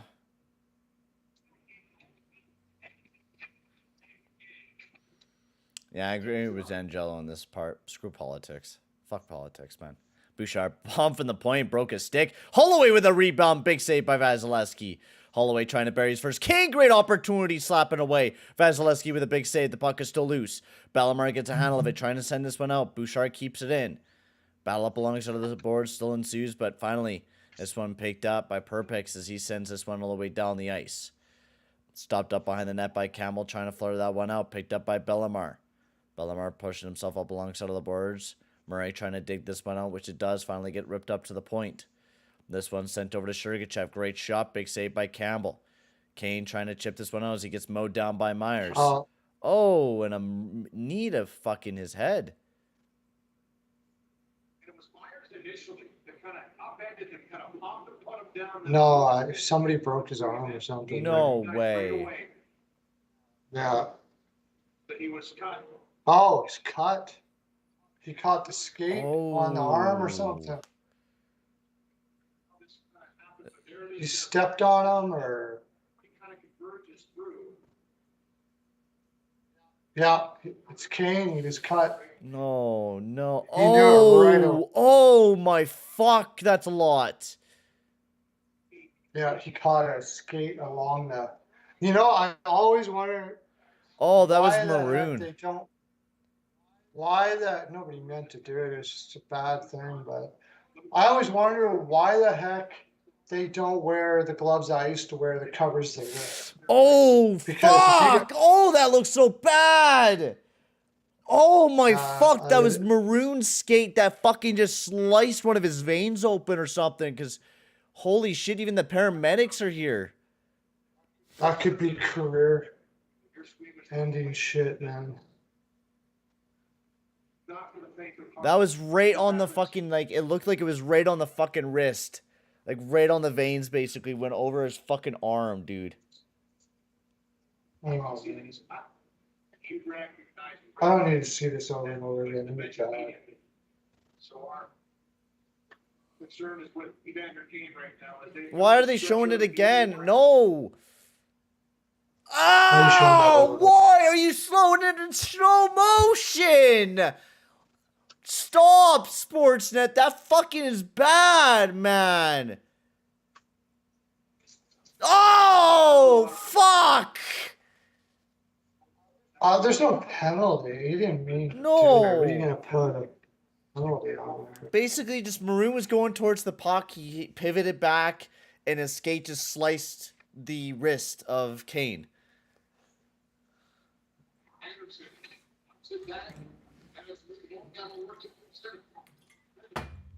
There's no penalty to call. I mean, you could maybe call the penalty on Myers for kind of slew-footing him a little bit. You could call it something on that. There's no penalty. But, yeah, I don't think there should be. But you get a slice like that on the wrist, like he obviously stepped down on it too. Like that can ruin your career right there. He's out for a long time. Long time. I just hope he can continue playing. I'm just trying to think if anybody's had that where they sliced their wristing and they couldn't come back, because that's a shooting. Like if it was his left, I believe that's his bottom wrist too, right? Bottom wrist. If it's his top, is he a righty or a lefty? He's a lefty, so that's where his power comes from. Ah, So if it's a deep cut, you might not see him back for a decent you while. might not see him ever. Seriously, you might not see him Welcome ever. in, Zero. That's I crazy, think you could dude. probably see Oh, him back if it's not super deep, but that is scary. That's a scary fucking thing. Well, the good thing is the paramedics are right there and they can work on it right away. But the nerves and everything in there, man, what? He's gonna have to rehab all of that back again. Oh man. Like I don't even care about the game now. That's a dude's career, Oh, man. fuck. Like who cares who wins or loses now? I'm concerned about Kane now. Like that's just horrible. McDavid trying to send that one in. Picked up by Cernak as this one gets fluttered back over to Hedman. Hedman ships this one over to Kucherov as he's carrying this one up. Broken up by Puljujärvi. He gets tripped up. There will be a penalty on the play on the Lightning as Kucherov will be going to the box. Oh. And another power play for the Oilers. Did he really do anything there? No. They're giving them a penalty to settle the game down. That's what they're doing. Not as much. I think they're just giving them a penalty because it was instant to settle the game down. No, there I don't wasn't. see why anybody would get all upset about because, like, there's no way Maroon meant to do anything like that. I think it just the way that it looked to the ref, it looked like tripping to the ref. I think that's basically what it was. Oh, there's one in after the first period against Tampa. Am I in cyberspace? No, you're not in cyberspace, man. This is real life. We were winning after the first. It was a tight game. Nice shot by Draisaitl! Right to the back, and they had a beautiful backhand. And now the Oilers are up 3-1. What kind of play was that? Who was that? I don't fucking know. What pass was that? Was that a defenseman? What was that? I was wondering who passed that. It was either one of the Lightning players. Yeah, was that Shrikachev? Hang on. Let me see here. Cernak trying to dig it out. Yeah, Cernak chipped it on, and McDavid kind of poked it over to Draisaitl. Shit. Oh, no, that was thrown up by Hyman, it looked like. I don't know. Anyways, we got a goal. 3-1. Yeah. Face-off just right in the center ice. McLeod to take the draw against Nemastankinov, and a face-off win for the Oilers. The Oilers are up 3-1. Nurse battling with Kopke as he bounces this off the glass. This one slapped right back in by Myers. Barry now has a handle of it. Barry sends this one over. Back over to McLeod. McLeod dashing in. Breakaway for Ryan McLeod for the backhand. Nice save by Vasilevsky. Robbing McLeod of a beautiful opportunity. Up to the point to Bouchard. Great glove save by Vasilevsky. I think Tampa Bay's kind of stunned now. 15-26. Right? Fishing trip paid off. I guess a wake-up call. It fucking seems like it. Wow, Kane not benched, but no, that's just horrible. You don't wish that on anybody. No. I don't care if it was what team it's on. That's a terrible injury. It's just it's a freak thing, but I still I don't know, when I was growing up, man, I used to tell guys all the time, how do you wear gloves with that doesn't cover your wrists? I mean, I never understood that. People slash you, especially when there was more slashing when I played. Oh, yeah. So I wore the gloves that covered right over me, man. That never would have injured me. Right. Yeah, that's the problem. They don't have very many, because it's mobility-wise. That's why people like the shorter gloves. Nowadays they can have. I'm sure there's a way that you could do it or something. Maybe have some protective padding or something like that there. So if you do get stepped on, or a blade goes across it, it's cut into a little bit of padding and not gonna go just directly across your skin. Because a lot of guys just wear their hands out bare naked, like Evander Kane does, right? There's no padding, no clothing, He's just got nothing. These little gloves, yeah. And yeah, he probably will. If he does able to come back, he'll probably be thinking of a way for that to never happen again. I would hope so. McDavid flows, sends this one over to Nuge. Nuge has a handle of it, cuts back down below. As has Sergachev all over him. Chips it over to Puljujärvi. Puljujärvi being pushed up alongside of the boards by Perpix.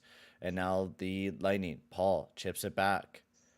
Sends it over to Maroon. Broken right back up by Puljujärvi as he's dashed into the zone. Puljujärvi waits. Hands it off to Nuge. Right back up to the point. CC trying to keep it in. Not able to, though. As Kulak bounces out off the boards. And turned over by Nick Paul. Nick Paul sends that one in deep and picked up by Kulak. Kulak over to CC. That one turned over up at the point. Puljujärvi trying to throw this one out over to McDavid, who's dashing in. McDavid saves the outside, cut towards the front of the net. Great chance, but not able to get on the chance. They're up to the point. Puljujärvi sends that one in deep. My God. Oh, that's too many men. My God, this McDavid, he just looks like he's playing, and he dropped down a league and played against people, right? He always does. He looks like there's another league that he's supposed to be in. Also, guys, if you haven't Yeah. already, make sure to hit that like button and hit that subscribe button as well. It'll be very much appreciated there, guys. We're almost near 1,100 subscribers. We're like 4 away. So if you haven't hit it, hit that subscribe button. It'll be very much appreciated. And make sure to go check out my man Perlo. His link is up in the pinned comment up at the top. So make sure to go check him out as well and go give him a huge sub up as well, as he's very, very close to 1,000 subscribers. 14? So Did you yeah, say? 14 subscribers 14. away. So go give him a sub up. 14 subscribers away. Yeah, a cage. I agree. Kind of. I don't know. The only thing is, if you wore a cage, then there'd be no fighting. Yeah. So. Matthews better. Yeah. After yesterday, I did some Yeah. research, and yeah, you were right about the Oilers' defense being a big problem outside the 3 games into the season. You guys are average. Yeah, oh yeah. I know people always like tell me it's like, oh, top 9, you need better scoring help. No, it is defense is like the biggest thing that we need to address. But for some reason, we continue to not address it. Because, everything's fine on the back end. Somebody brought up the whole fish and chip thing. I thought about it, which tells you just how much I think about hockey. When I woke up in the morning, I was having my coffee. I was thinking about that fish and chip thing. Yeah. And I thought, you know what? This is the way he was probably thinking was, we got 4 games in 6. You got the Washington Capitals. We might be able to at least get a point if we go chill right now. I know our legs are going to be washboard, but by the time we get to Tampa, we'll be skating like this. So I hate to admit it, but it might have been the right move. Yeah. I hate to. It's just at the time it seemed. Also, I had a bet on the game. Nice shot. I mean, well, that's the thing. But it wasn't a game that we couldn't lose that game. We already lost 2 in a row, so it was like a game that I thought we needed to win. But at least getting a win out of this back-to-back, and then you have to beat Carolina and Florida. Those, I think, are also must-wins as well. But I could deal with, maybe another loss. And the way he's... But... And the way he's thinking, I guess the way he was thinking is if they step away and kind of forget about everything right now and, nap, get rest, everything like that, then we will be better suited to play to make it through that 4 and 6. Yeah. And Washington, we just might be able to beat, even though. Welcome in, breaded chicken. I just wish I would have known that they did that because. But to be quite honest with you, I wasn't a big fan of that game last night. That's a game that we just, even if we go on a fishing trip, we can't play like that. That was embarrassing last night. That was really bad, dude. That was really fucking bad. I get going for a fishing trip. You gotta at least play good hockey the next day. You can't just come out and play like shit. No, but they look lazy. They look totally lazy. Sure, power play for the Lightning as well. I forgot about that because too many men. But I thought this was not even on the power play. I thought we were on even strength, to be quite fair, for a good bulk of this last few minutes here. Our PK is shaping up and looking quite good. Nice turnover by Kulak as they send that one all the way down the ice. They're looking a lot more aggressive on the PK. They're not being so passive, and I think that's the way that this team has to play. We can't just be sitting back and trying to predict the way that things are going to play out because we don't have that good a defenseman. We have to be on the attack constantly. Especially with us, yeah. Especially us. Like Carolina, ever watch them play do a PK? Jeez. It's because they got great defensemen. They are so... And also Brendan Moore. They're so aggressive. It's crazy. You also got Brendan Moore as your coach, and he was one of the best two-way fucking forwards ever in the name of hockey. Oh, yeah. I would love to know what his analytics were, man. That guy was. I think I could take a look at the old when he was in old age, and I think we did talk about him before, and I think we always were amazed with how good he played, even defensively with his age. Imagine him in his fucking prime analytically. Oh. He's Bergeron level. No, he is, without a doubt. Trying to be poking this one out. We're back to even strength as well. He didn't even get the credit he deserved back then. It's because he played on the shit Flyers for a good bulk there. And then Carolina, Nuge carrying this one in. Flyers. He won a cup in Carolina. Oh, yeah, he did win a cup in Carolina. Just not no one really focused on the Carolina Hurricanes for years. That's right. Yeah. Yeah. Yeah, but he was basically the reason why. You're not the only reason, but he was a big reason why I'm a Philadelphia Flyers fan. Yeah. I'm a like Brenda Moore and Stevie Y. Finally saw your raw, authentic emotion out of you, Peyton, after the Caps scored their 4th goal. That's the energy I'm talking about. You need to more of the commentary. No You gotta offense. watch more. You'll see plenty more of that. Don't worry about that. Need more of that during my comment. Dude, this is not even just the beginning. We all know that I get angry when I do the commentary. Oh, yeah. I get pumped up when there's goals scoring, but when there's nothing really happening, I'm going to be kind of just doing slow commentary. But anyways, Yeah. McDavid, great opportunity. Dashing towards the front of the net, but great job by Perpix. Great rebound by Holloway. And now this one chipped over the way to Point. Point dashing in. Gives off to Hagel. Over to Kucherov. Nice shot from Kucherov. Big save by Campbell. And Kucherov. Oh, what the fuck you crying about, Kucherov? Why are you slamming your stick, buddy? Al Grendel, I don't think we heard anything about Kane. As a coach, I would I'd be talking to a player after that. And I looked again at that hit, and it was definitely a slew foot by Myers. If Myers didn't do the thing that he did against Kane, that wouldn't have happened. Oh, was it? Yeah, it was a slew foot. You could see Myers put his knee right underneath Kane's ass and then kind of throw him over. Oh, okay. Yeah, no update on him from what I've seen.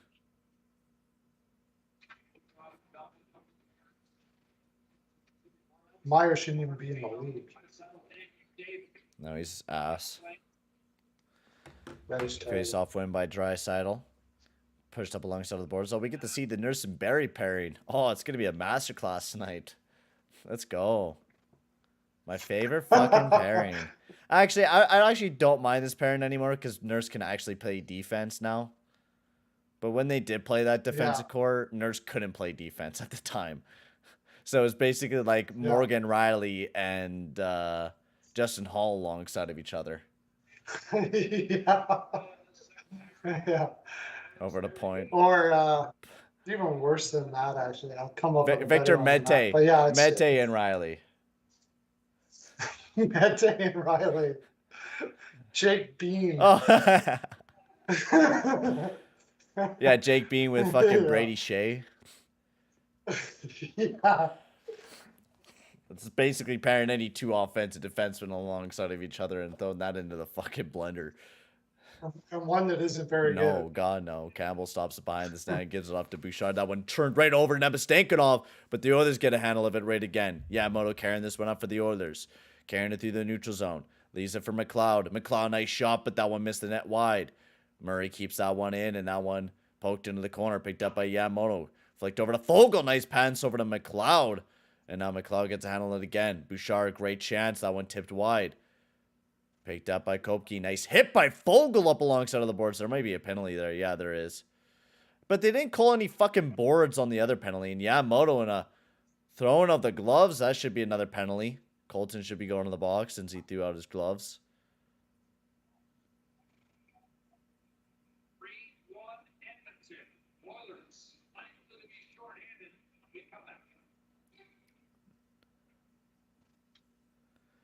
So Fogle gets hit from behind. He lays a hit from behind to retaliate, which was a dumb hit by Fogle.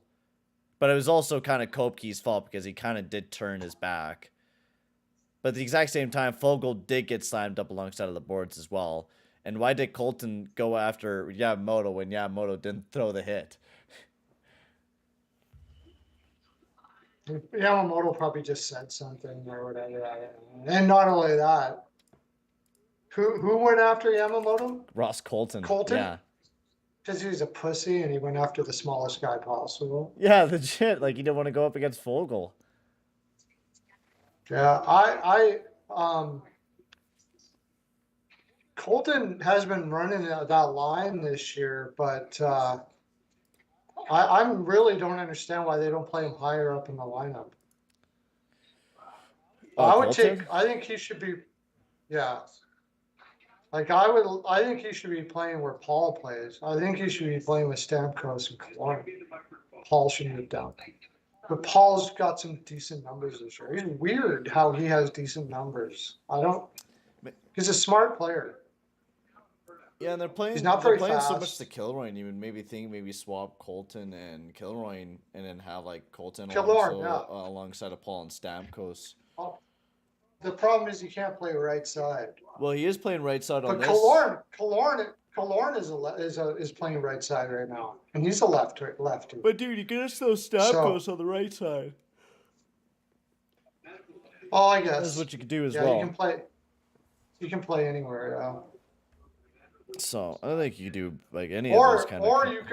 you could put Ross on the left side, Stamkos Yeah. in the middle, and drop Paul. Here's a little Paul tweet from a doctor, an actual like professional doctor who analyzed the injury on Kane. Concern is for damage to an artery, vein, tendon, or even nerve for Kane. With that much blood, you presume an artery. Yeah, that's what I was thinking as well involved.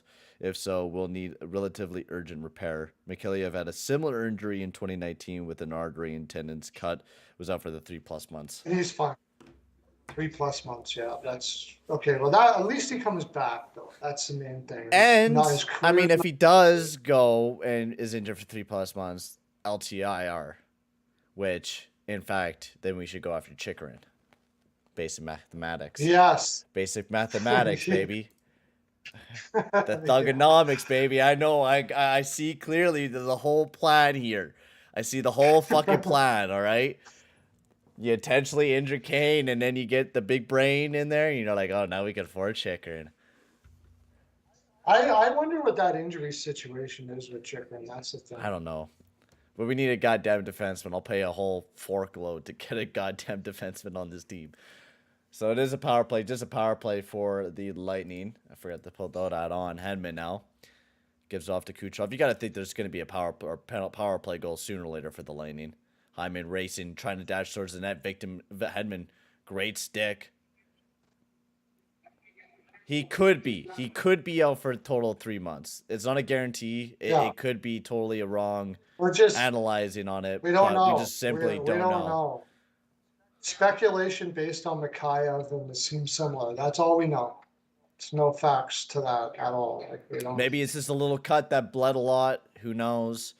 But if it most likely hit a vein or an artery, it would be pretty bad.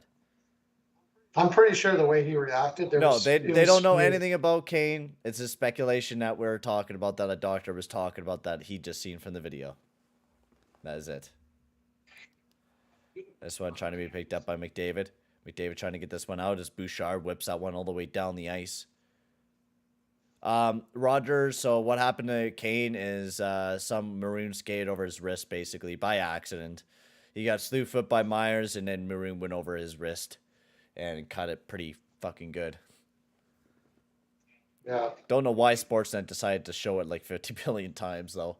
Especially in slow motion. Oh my god, and in slow motion. They're like giving it like we seen it. We know what happened. Please, you don't need to slowly analyze it for us. Yeah, I don't need to see it over and over again in slow motion. Thank you very much. Murray sends this one over. The Oilers looking to send this one in, which Nemelainen does. Now picked up by Kilroy. Kilroy has a handle of it, bumps it over to Cernak, but he doesn't see it coming, trying to chip it out. Good job by Puljujärvi to almost keep it in. Now one sent over to Kilroy. Kilroy has a handle of it, sends over to Paul. That one poked into the corner. Puljujärvi hard on his bad on Paul. Almost turned over, but Cole just sends it into the corner. Kopke has a handle being pushed up alongside of the boards. Up to the point, and that one tipped out of the zone. 6:04 remaining in the second period of action. Ian Cole has a handle of it for the Lightning. Ian Cole waiting, looking to break this one out. Chips this one over. Back over to Ian Cole. Ian Cole carrying this one up. And the thing is, we only went with 11 forwards tonight. It's 11-7. So that means we're down to 10 forwards tonight. With Draisaitl carrying this one up over to McDavid. McDavid, he turns around, waiting. Has a man all over him, tries to center it. That one turned over by Paul.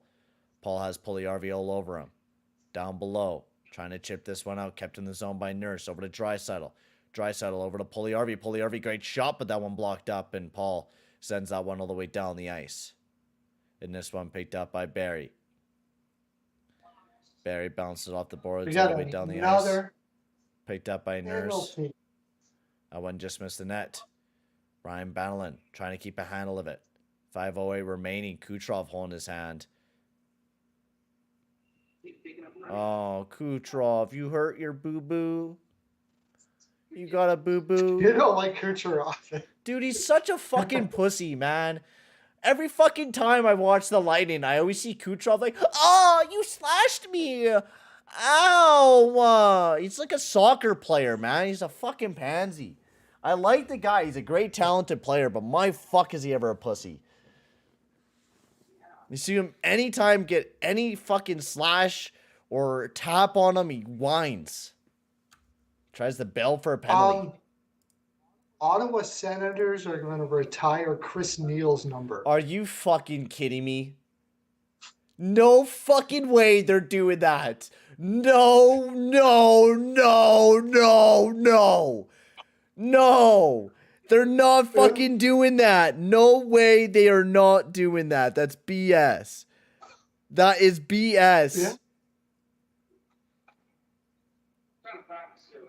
Are you fucking kidding me? A guy who did nothing his entire career but be a big ass goon is gonna get his jersey retired?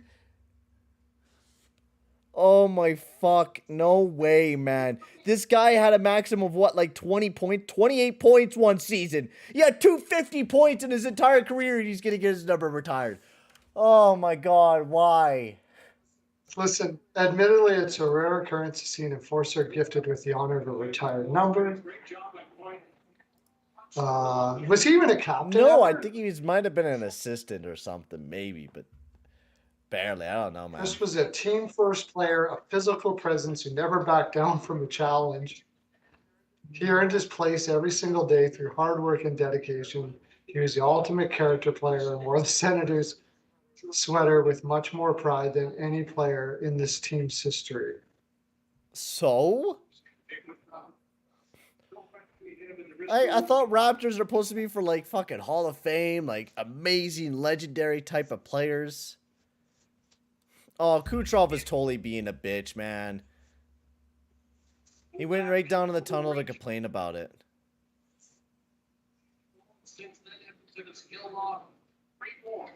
Oh, and now he's right back out there. Look at him.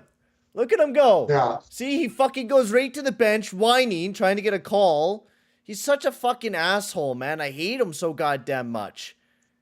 Fuck Russians, man. They're pricks. Fucking hate that bullshit.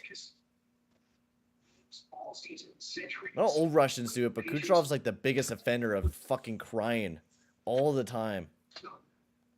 Amazing, talented player, but goddamn, he pisses me off. You know, he is, and he's also a jerk too. Oh, he's such an asshole. And yeah, he whines to his. Cannot believe it. Also, guys, if you haven't already, make sure to hit that like button and hit that subscribe button as well. It'll be very much appreciated there, guys.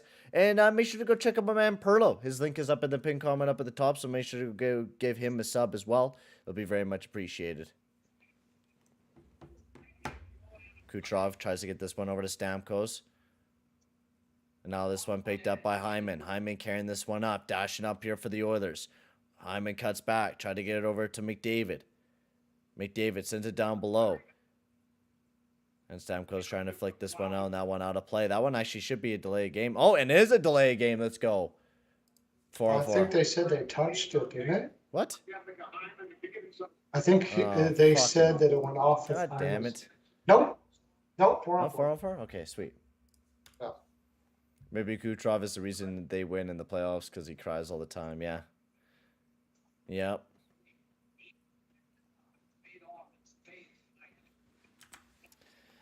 All right, so 4-on-4 action and a little bit of a power play time. I cannot believe they're giving... He only played like 1,000 games there. Like, he didn't do anything in playoffs. He only had 19 points in 95 games. Like, how? Why? How and why?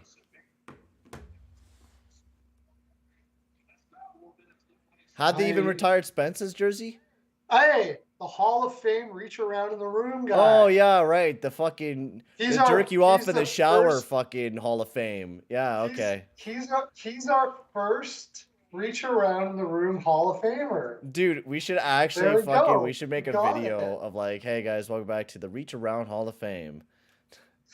We should. This is a Yeah, game where He's the the first fans one. absolutely love these guys, think they're huge for the leadership, and absolutely suck on the ice. Today we are putting Yeah. Ben Sherratt. McDavid Ben over to Sherratt. Draisaitl just misses the net wide. Yeah, Lucic also should be getting up there too, right? Lucic for a part of his career was doing some good stuff, and then he got lazy. He was like, oh, I can just get by reach rounds. I loved Lucic Oh, when he was dude, young. I love Lucic when he was young too, but now he's kind of the reach around man. Have you been Yeah. seeing that Calgary's been given him more minutes as well? Yeah, top pairing, stuff like Crazy. that. Hyman. Welcome in that Oilers fan. Kane could be out for a pretty good long time. But who knows? We'll have to see what happens. Draisaitl, power play opportunity now for the Oilers. Is that one tipped out of play? All right, game here so far. If you guys haven't already, make sure to hit that like button as we are very, very close to 15 likes on the stream. And we're getting closer and closer to 1,100 subscribers. So if you guys haven't already, make sure to hit that subscribe button and hit that like button as well. It'd be very much so appreciated. Yeah. Sub up to my channel. Usually the Tampa Bay Lightning games never do too well for me. Anytime I do any Florida games, not very many people. That's because their fan bases are fucking hella small. Hella small. It was a scary play. It was a very scary play. Yeah, it was. New Jersey's No doubt up about 2-1 now. Had 2 goals disallowed. Oh, It's 2-2. 2-2. It's 2-2. Oh, and 2 goals disallowed. Holy crow! This one over to Draisaitl, sent up to McDavid, dashed it into the zone. McDavid on the outside, nice center pass to Draisaitl, but great stick by Sergachev. Bouchard down to Draisaitl, over to McDavid, back over to Draisaitl, great move. In front of the net, Hyman! Rid of the back of the net, and it's in the net in the Oilers. I thought that was kicked in, but no. It's another power play goal for the Edmonton Oilers as we go up 4-1. Let's go, baby. Let's go. 4-1 Oilers. Let's go, boys. I'm happy, man. McDavid. What happened here? I want to see. So Hyman. Draisaitl down to McDavid, and then McDavid or Draisaitl threw it towards the net. It went off the boot of Hyman. I don't know if that one's going to be disallowed or not. If that was kick in motion. Oh, yeah. Yeah, that might be disallowed. I don't know if it will or not, but it looks like, yeah, it looked like he kicked it in. That's it.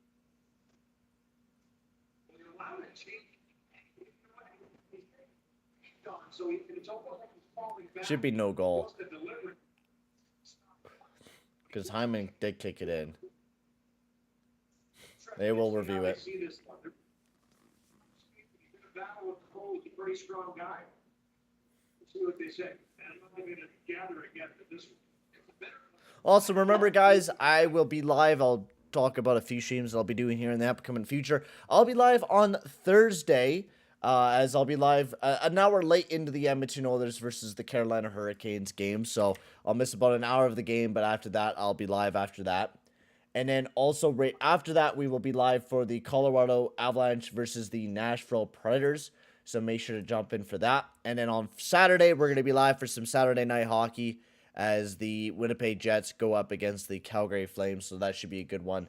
And then next week is going to be a lot of fun. We got the Blues, Avs, Caps and Panthers, and Oilers and Kings as well going into next week. So we got some entertaining hockey to come. So hope to see you guys in those streams and stuff. Yeah.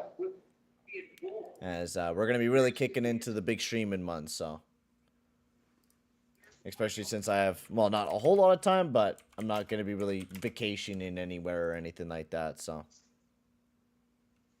Yeah, I don't know if that's a Wasn't kicking motion intentional, or but they'll not. call it back. Yeah, they'll call it back. Maybe, yeah, because he was trying to move for his position, I guess you could say.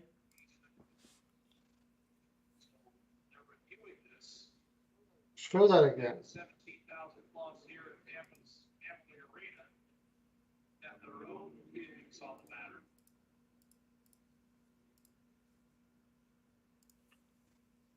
Think about it. This is really close, but I mean, this is kind of one we don't want to take it away.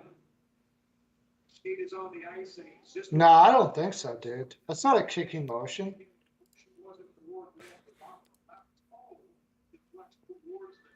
Yeah, I'm looking at it again. And Almost, yeah. he didn't. His skate didn't move forward. There was no forward movement. Like he didn't move off the ice forward. That's a kicking motion. I don't know what the hell. I don't think so. I think it's a goal. Yeah, but the way that he moves his skate kind of towards it while he's looking down, and he kind of booted it towards the net.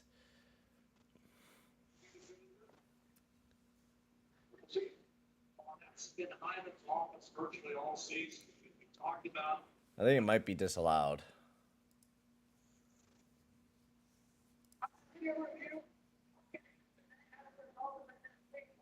Oh, they did. They did it. It's no goal. Yeah, I was kind of thinking that.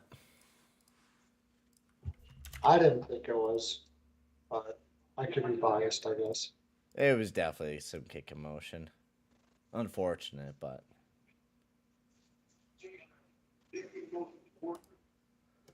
It's a tough call because he, like, the way I see it, and nobody's really complaining that hard, so I guess it is.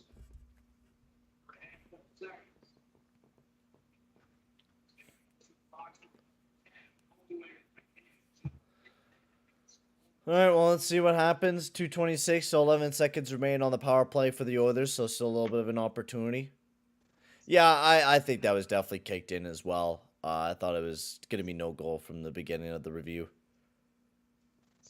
McDavid trying to send it in deep. McDavid still gets a handle of it. Has Kilroy all over him. McDavid. Oh, so that's not a hack. That's not a hack. That's not a hack. Draisaitl over to Hyman. Hyman waits. Nice shot. And that one just a nice pad save by Vasilevsky. McDavid trying to get a handle of it. Picked up by Kilroy. Flipped it over to Sergachev. Welcome in, Richard. A little bit of a icing there on the plays. Nurse gets a handle of it first. Surprised we sucked against the Cast, but doing well now. It's because we woke up a little bit. We were probably pissed off with ourselves the way that we played against the Caps. I think that they didn't think they were going to win that game. The whole point was to rest up for these 3 games and hope you get by Washington. That's what I think. Mm-hmm. It's the only thing that makes sense to me. And I probably should have paid more attention to that, but I really thought Tampa Bay was. I'm getting a little concerned about Tampa Bay, to tell you the honest truth. This has not been a great performance. No, it has not. Barry sends this one over to Fogle. Fogle sends this one over. Not picked up by Nurse. Tried to get it over to Fogle, but turned right back over. Perpex has a handle of it. He whips this one up. They had a decent first period, but ever since like halfway through the first, it's been kind of not amazing. Yeah, they look like the Oilers did last night. Bellemare gives it off to Point. He's carrying this one up as he sends this one in deep into the zone, stopped behind the net by Campbell. Campbell waits, chips this one around. Picked up by Nuge, flicked it over to McDavid, over to Yamamoto. Yamamoto has a handle of it, cuts back up, sends it back down below as no one will be there to get a handle of it but Cooch. Soup is doing good. Soup is looking pretty good tonight. Kucherov and Yamamoto going at each other, of course, because we all know how Kucherov is. Kucherov takes a big shot, big save by Campbell. Kucherov making a nice move, sends it over to Hagel. Hagel waiting, looking around. Hagel cuts right back up to the point. That one broken up. Nuge sends that one out and chipped right back deep into the zone. Kulak sends this one over to Puljujärvi as he sends that one in deep. Draisaitl going hard after the puck, battling with Cernak. Picked up by Hagel over to Bellemare. Sends that one in, stopped by Campbell over to Bouchard. Slapped it over, and Murray sends that one all the way down the ice. Cole sends it right back up over to Hyman. Over to Bouchard, and that one will be the ending of the second period of action as the Oilers are up 3-1. One disallowed goal, but The Oilers are up still 3-1, so we'll see how well they do. Going into the third period of action. Mhm.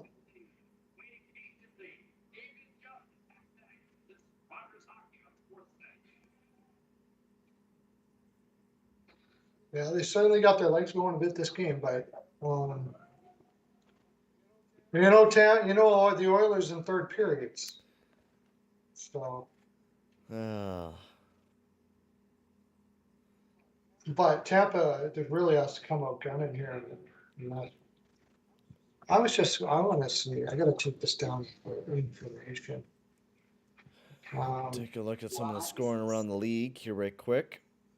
Coyotes up 2-1 over the Sabres. 2-2 between Flames and Devils. 3-2 for the Rangers over the Islanders. 4-1 for the Flyers over the Blues. The Blues continue to suck ass.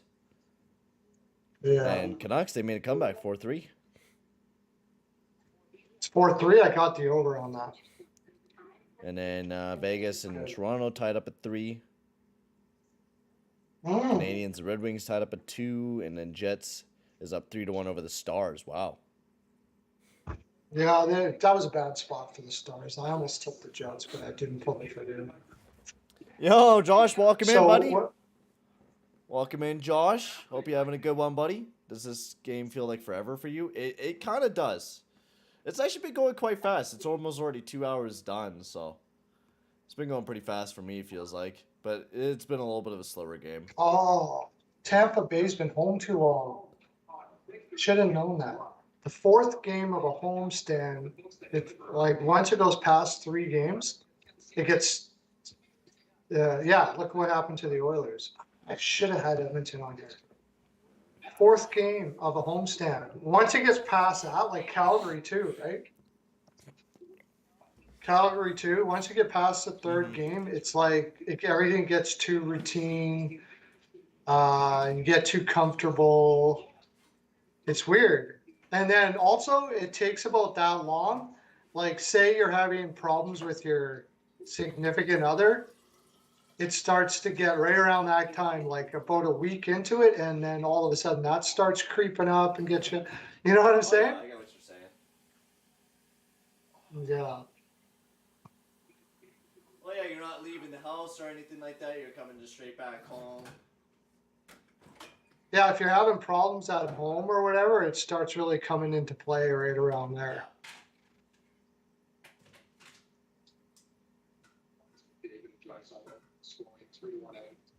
Canucks are 5-3 now. 5-3 now. Holy shit. Yeah, Cam Talbot. Finally playing their game.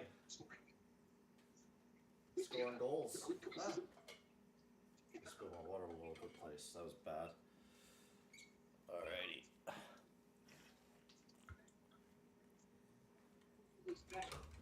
Oh.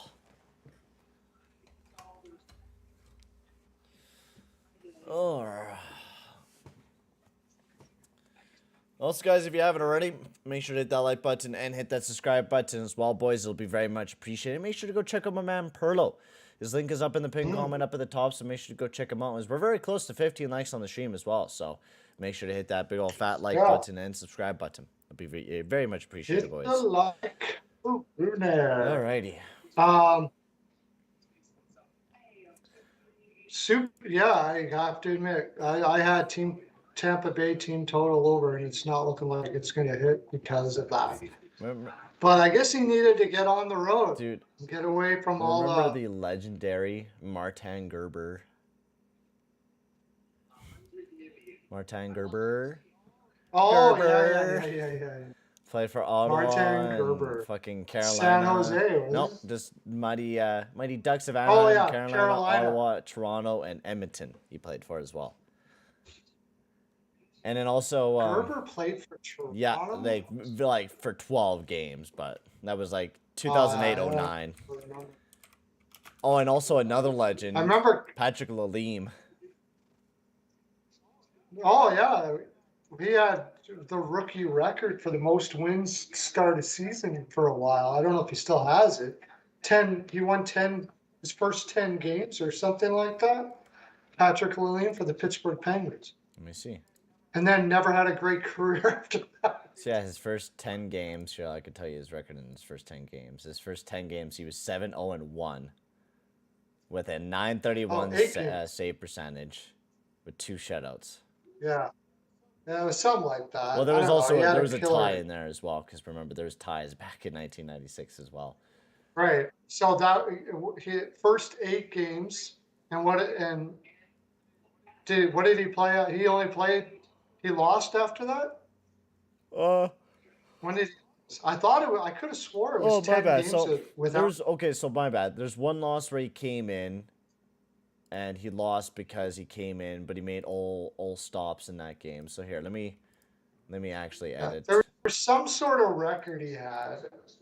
Oh, the Devils just went up on the Flames.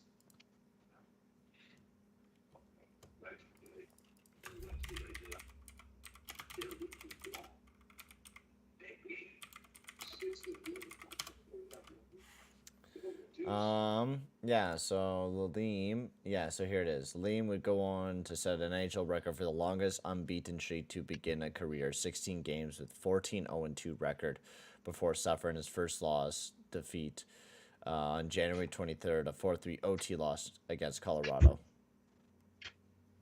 Okay. And then how many games was it? It was 16 games. He went 16 games without a loss. 16 games without a regulation loss. He was 14-0-2. Yeah. See, and everybody thought he was going to be like the second coming of like Brodeur. But remember, Pittsburgh didn't sign him, and he just didn't go anywhere for like 3 years. Yeah, he just got hot, and then that was it. It was crazy. But then he went off to Sort of Ottawa. like, Ottawa, he did pretty good in. Yeah, he did okay, but he didn't do that. You know what I mean? Like nowhere that great. No. And then he fell off like real quick too. Yeah, and like Darling. Yeah, Scott Darling. Is it Scott Darling? I would see Lee being a lot better than Darling. Oh yeah. But I mean, I never like the way Darling was doing insane numbers good in in Chicago until Carolina. Yeah, and like he was last I heard he played in like in a league in Britain or something like that. Like really in England, and he was sucking there. Like he sucked everywhere. You know what he's doing now? He's trying to be a stand-up comic. I saw it on certain. Oh yeah. Oh dude, he was in the EBL, which is that like Austria league, and he had an 898 save percentage, 3.34 goals against average, and he was 9-24. Yeah. He just. Welcome in, Nate. Another Oilers versus Tampa plus refs. Yeah. Yeah, it seems like that way tonight. Yeah, he played really well for the Blackhawks, but for some reason fell off the wheels so damn quick. It was crazy.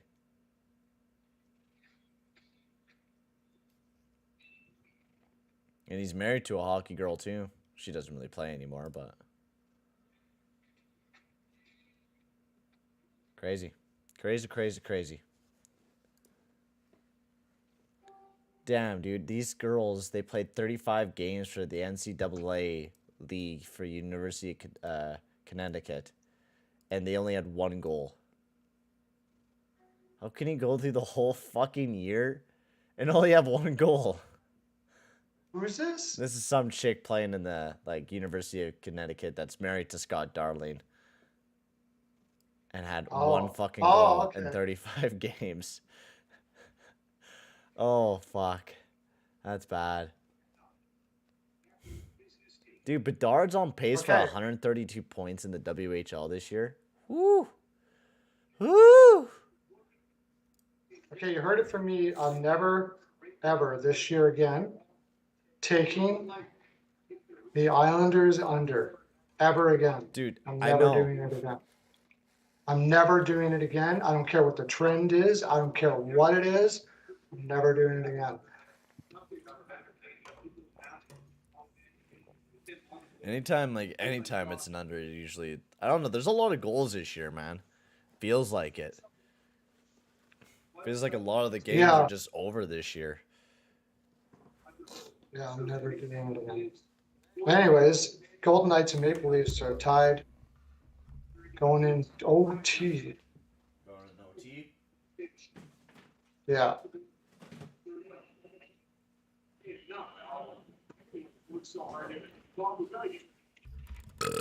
Yeah, welcome in, old man Barker.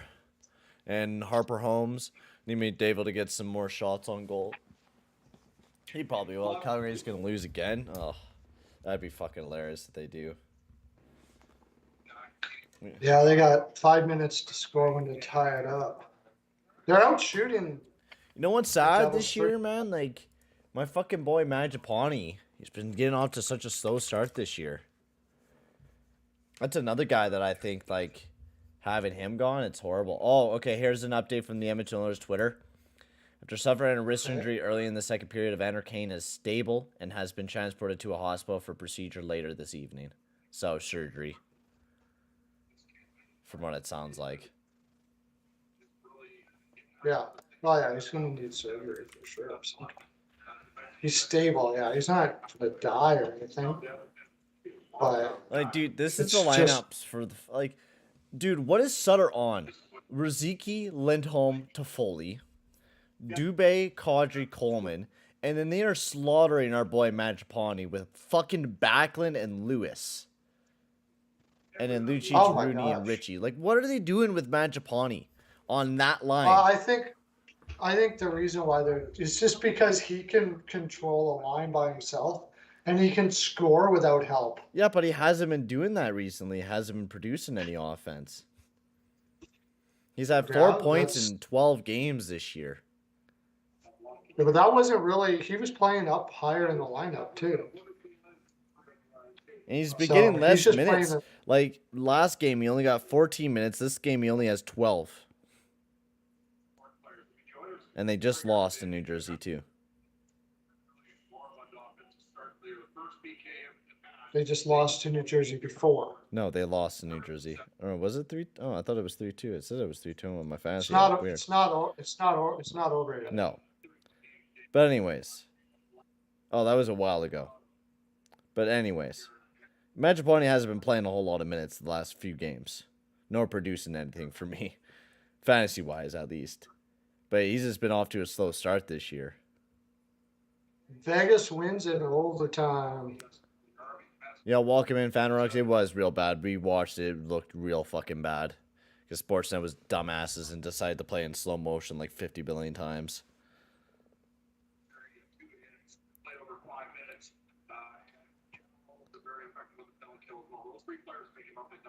But a guy who I'm happy to have on my fantasy team is Pajot this year. Oh my god, Oh, that yeah? guy does so much. Well, he wins you so Block many shots and fucking... stuff. He wins you a ton of faceoffs, shots, blocks, hits, shoots a ton, and then gets you points here and there. Really, Pajot shoots a ton. He shoots a pretty good amount. Like, he got 2 shots on net tonight.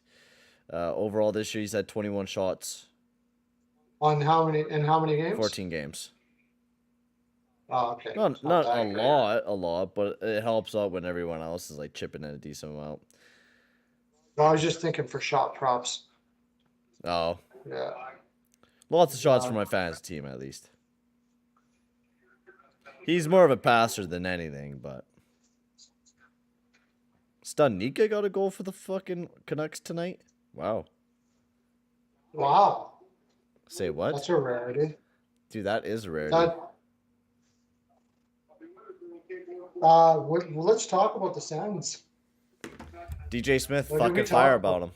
Fire him. Why do they keep He this is- fucking bum ass coach that's doing nothing for the team? He Yeah. has no system for these young players. He No. just lets them fucking play. He's a bad coach. I don't think there's anything to Yeah. fucking say about this team. They're not playing to what No. they should be playing. It's crazy. Although I did notice something surprising, if I remember correctly. And their defense fucking sucks ass. So Uh, what do you expect out of a team that has their defense as Shabbat and Zub out of the lineup with Holden, Brandstrom, and Hamonic? Can't expect very much from that. Where was that?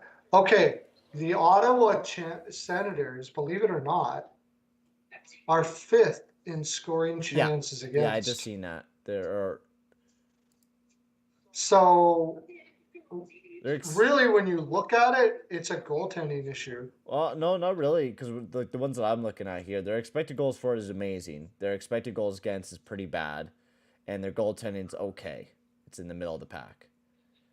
But I think a little bit of a problem is their defense, though. When you look at it, like if you look at all the analytics for all their players, like Jake Sanderson's playing pretty good defensively. Shabbat not bad. Yeah. Zub not bad, but Holden, Brandstrom, Hamonic, and Zaitsev, that's his fucking They trash. And they haven't had Zub. They have been ass since they lost Zub. Like that was like one of the worst things that could happen to them. Right, yeah, and ever since they've had him out of the lineup, they've like been on a 5-game losing streak, and now about to be 6 games. Yeah, and a game that they badly outshot Vancouver. And that's funny because I think I threw him up in my power rankings because before that last podcast that I released, the Ottawa Senators were doing quite well. They lost a few games before I got it up, but they're doing not bad. But now they just fallen off the fucking face of the earth, so they're going to be bumped out of my power rankings again. No, actually they weren't. The Islanders won that game. The Islanders won? They're up 4-3 now. Holy shit. The Rangers. Dude, what about the Islanders, man? They are doing incredibly well. Like, it's kind of surprising. Like, Barzal is looking really good to start off this season. Not scoring any goals, but fucking Noah Dobson, I seen him. Like, he looks really good as well. Welcome in, Ruba. Do you guys think McDavid could get one more shot? I think so. I think he'd get another shot on the net. Just seeing Vegas win and goal. What was Toronto D doing? I'm not too sure. I didn't watch it, but probably dumb. Alondra, welcome in. Y'all think Kucherov takes 2 more shots? You could probably see it happening. He's been the main offensive guy for the Lightning tonight, so probably. And then also you have Sorokin, who's just insane. That's probably a big part of it as well. And depth scoring this year. The Islanders are just in general not looking like a bad team this year. And we were shitting on them too, Perlo. Yeah. Okay, so looking at their analytics-wise, their expected goals for is not amazing, but they do score. They do finish a decent amount. Not amazing, though. Their goals against per game, though, expected, is horrible. It's just they're being saved by Sorokin. But you do look at that defense score, and it's not the prettiest defensive core in the world. No, the Ottawa? No, New York. New York Islanders? Yeah, the Islanders. I mean, it's not great, no. Yeah, their expected goals against is near bottom of the league. I know. Goaltending has been insane for them. Yeah, Sorokin saved them a ton. So Sorokin is really what has saved their ass. No doubt about that. Alrighty. We're about to get back into the third period of action. The third and final period of action. Thank God it's finally starting up because I want to get on to doing some other stuff tonight. I want to finish up cooking my food. Do you think Ryan Reynolds will be part? Yeah, I think he'll be part of the owners for the Sens. I don't doubt. He's already owned a soccer team, so I don't doubt he'll have a little bit of a stake into the whatchamacallit, the Sens.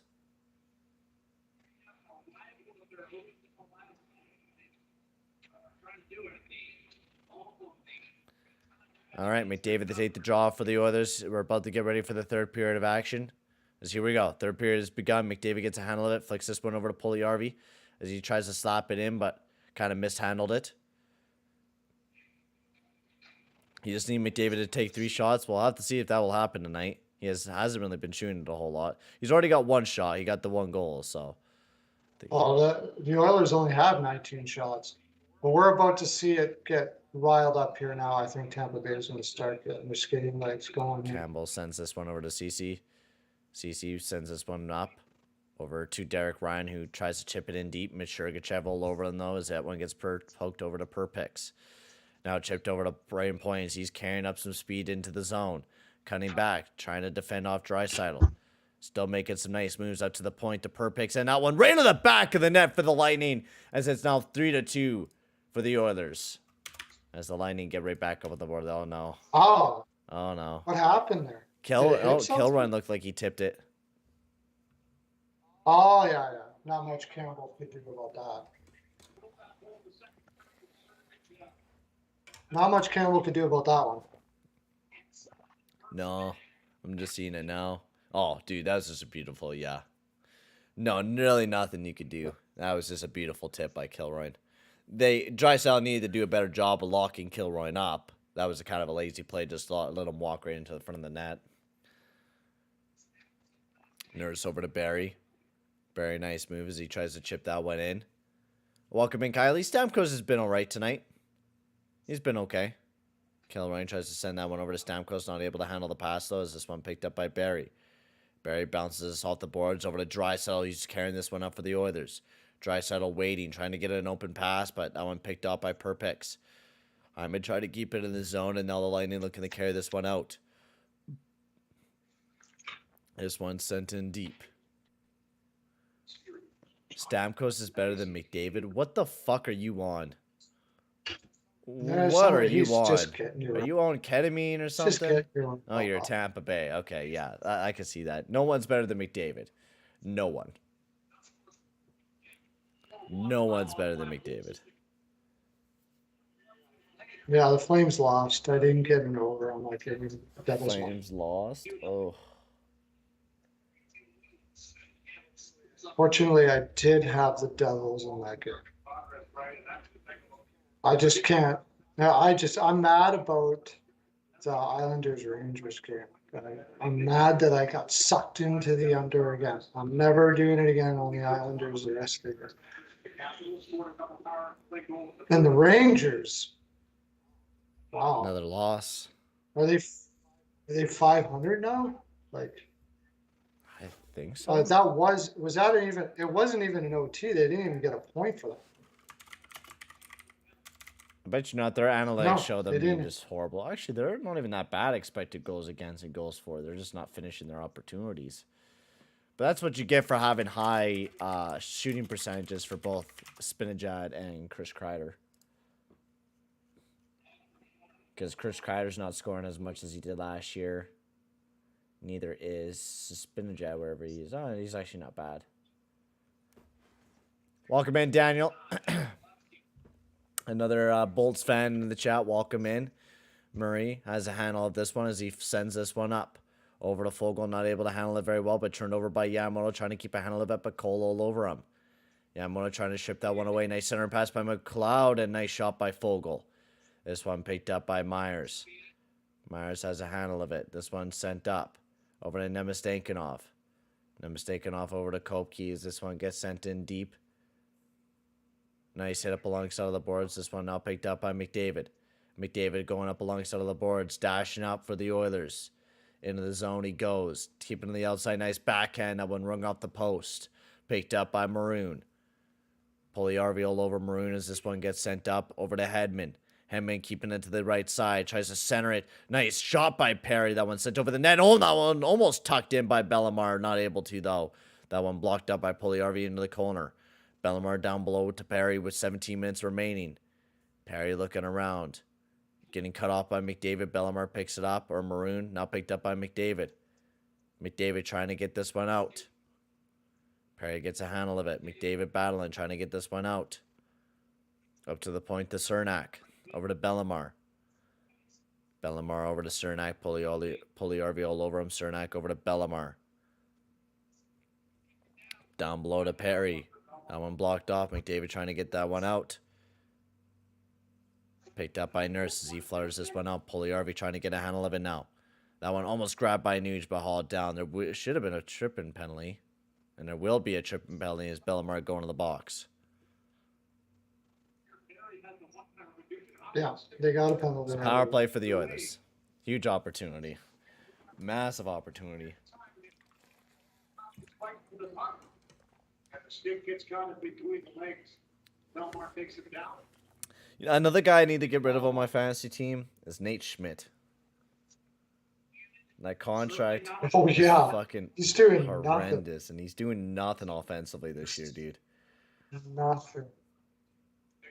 If he was at least getting some points from me, it wouldn't be bad, but he's doing nothing offensively this year. That's because of Rick Bonus and the way that they had their team set up. He probably won't be doing jack shit this year, and I should have just traded him away. He should have been my main focus, but I wanted defense, so. But now fucking having all these injuries, I have Lazar out of the lineup. Atkinson still hasn't played a game yet this season, and Ehlers still out of the lineup for me as well. I have all those guys on my team, but they're all injured. And if I had those guys on my team, I mean, I'm 4-0 with those guys out of my lineup, but if I had those guys in my lineup, it'd be a lot fucking better. When is Ehlers supposed to be coming back? He's on injury reserve until the 17th of November. He got a lower body injury. But he's supposed to be back on, he's supposed to be off the injury reserve on Thursday, November 17th. And Atkinson will be back. He's out indefinitely, might be back on the 19th. Barry over to Nuge. Power play for the others. Nice shot from Nuge. That one kind of blocked up by his own man. Yo, welcome in, Marcus. Evander Kane messed up his arm. McDavid has a handle of it. McDavid over to Nuge. Nuge has a man all over him, so gets it up to the point to Barry. Barry down below to McDavid. McDavid tried to get it over. Oh, that one kind of went on the net. Nice save by Vasilevsky as the Lightning do finally get that one all the way down the ice. I'm not too sure how many shots McDavid has here. Let me see. Oh, they're just trying to carry it in. McDavid kind of mishandled it. News chips it in, and the Lightning get it right back all the way down the ice again. If my NHL.com would work. Has 4 shots, he won. Oh, he does have 4 shots. Oh, okay. This one being carried up by Draisaitl, keeping it to the outside. This one bounced off the boards, picked up by McDavid. The Oilers trying to get something going here on this power play. Draisaitl up to the point to Barry. Barry waiting. Over to McDavid. McDavid over to Nuge. Over to Draisaitl. And that one right off the back of the net. And then McDavid making a nice play down below to Hyman. Hyman over to Nuge. Nuge over to Barry. McDavid up to the point to Barry again. Over to Nuge. Nuge gets it over to McDavid. Picked up by Hedman and gets this one all the way down the ice, or I guess out of play from what it looks like. Yeah, McDavid has 3 shots. 3 shots from what it's saying here on the board. And how many does he need? 5.5? Over 5.5? He said over 3, I think he said. Over 3? Oh, what? Wow, I can't believe he got an over 3 on McDavid. This one trying to be sent out. That must have been just up. This one sent all the way down the ice. Hey guys, if you also haven't already, make sure to hit that subscribe button and hit that like button as well. We're 3 subscribers away from hitting 1,100 subs. So if you guys haven't already, hit that like button. It'll be very much appreciated there, guys. McLeod sends that one in deeper, back off. Oh, 2.5. McLeod trying to... And Rubel has it up over 3.5. Okay. This one sent all the way down the ice. And that one will be icing on the play. Back to even strength as well. And I would also like Lazar to be coming back too, but he's out for 3 to 4 weeks. Not back until the 18th. Because I love Lazar for his hits. Hitting machine. Oh, for you. For my fantasy team. Yeah. Well, he's also really good defensively for the Canucks, so it's a good guy to have in your lineup. Face-off win for the Lightning, trying to keep this one in the zone as Holloway, picked up by Kilroy as he sends this one all the way down the ice. Snagged up by Kulak. This one sent over to Holloway. Holloway dashing in the zone, being shoved up alongside of the boards by Sergachev. Great job by Ryan trying to get it over to Holloway. That one broken up and picked up by Maroon. Tries to flutter it out. Now right back into the zone. Ryan making a great move. Maroon all over him. Ryan waits. Tries to center it. Broken up though. Now picked up by Sergachev. Sergachev has a handle of this. Sends this one up. Over to Maroon. Maroon keeping to the outside. Tries to center it. That one tipped to the side. Trying to be poked out of the zone by Yamamoto. Not able to though. Maroon and CC battling for the puck. As they try to dig this one out, Holloway ties up his man, trying to pull this one out. As they're still battling. Puck finally pokes out loose. This one grabbed up by Perry up to the point to Hedman. Hedman, big bomb. That one just missed wide. Picked up by Perbix. Battling with Yamamoto up alongside of the boards. Perbix lost a handle of his stick, and now Yamamoto looking to carry this one up. He's dashing up for the Oilers. Yamamoto sends this one over to Hyman. Hyman waiting, looking. Tries to cut towards the front of the net. Waiting, nice spin around shot and big save, and he did have an open man in Holloway. Wish he made a pass, and Holloway gets tripped up, and now the Lightning send that one all the way down the ice. Picked up by Nurse in his own zone, bounces this one over to Barry. Barry rims this one around the boards. Puljujärvi not able to handle this one, and now Ian Cole gets a handle of it. Ian Cole over to Cernak. Cernak whips this one up. Hagel giving off to Kucherov. This one sent deep into the zone, picked up by Hagel, gives off to Kucherov. Nice bump up alongside of the boards. Puljujärvi cuts off his man. Over to Nuge as he gets a handle of it. Nuge flutters this one over to Puljujärvi. As Puljujärvi, nice shot, nice pad save by Vasilevsky. This one, Kucherov chips it out. Nuge trying to keep it in the zone, picked up by McDavid. McDavid trying to cut towards the net. Cernak has a stick all over him. And now Puljujärvi, nice shot and glove save by Vasilevsky. I can't believe there was no penalty on that play. Cernak had a stick all over McDavid and no penalty. I was just going to look at something. It's taking a while to pop up. Okay. Puljujärvi, 4 shots on goal.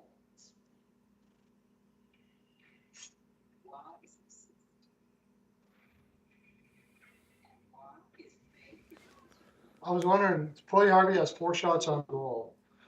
Yeah. McDavid now has 4. So if he needed 3, he got it.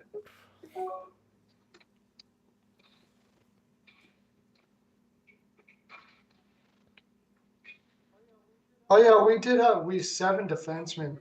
I mean, we have 7 defensemen and we might as well have 5. Yeah, because Barry and Emelainen don't count, and Ryan Murray. Well, actually, Murray and Emelainen don't count. Believe it or not, they found defensemen worse than Barry. Murray is crap, right? Oh, Murray? Oh, Murray's not very good. Yeah. Sorry, 5 shots on goal Puljujärvi has now. So they're going to go in eventually.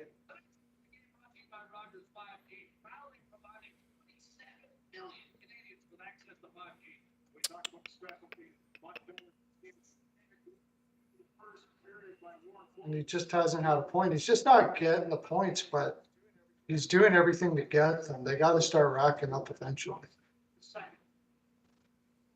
So important to win the special team battle, and that's what I'm doing. It's not great to this one.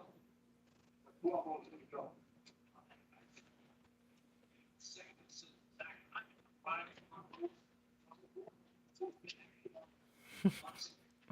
Man, people arguing on Twitter is the funniest shit ever, man.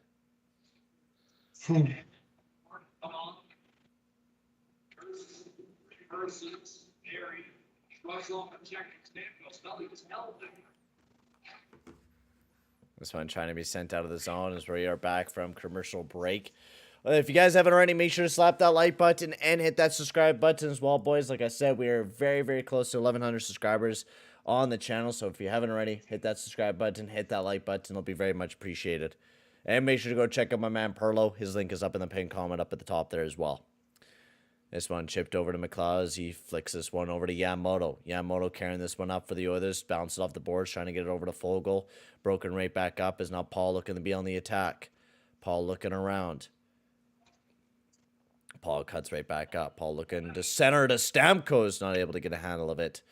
Myers sends it down below. Picked up by Kilroy. Kilroy has a handle of it. Keeping up alongside of the boards. Looking for an open lane as he sends it down below. That one almost broken up. Picked up by Ian Cole. Ian Cole sends this one over. Big bomb. And that one just went over the net and out of play. No, I can't really believe what happened to him as well. That was pretty brutal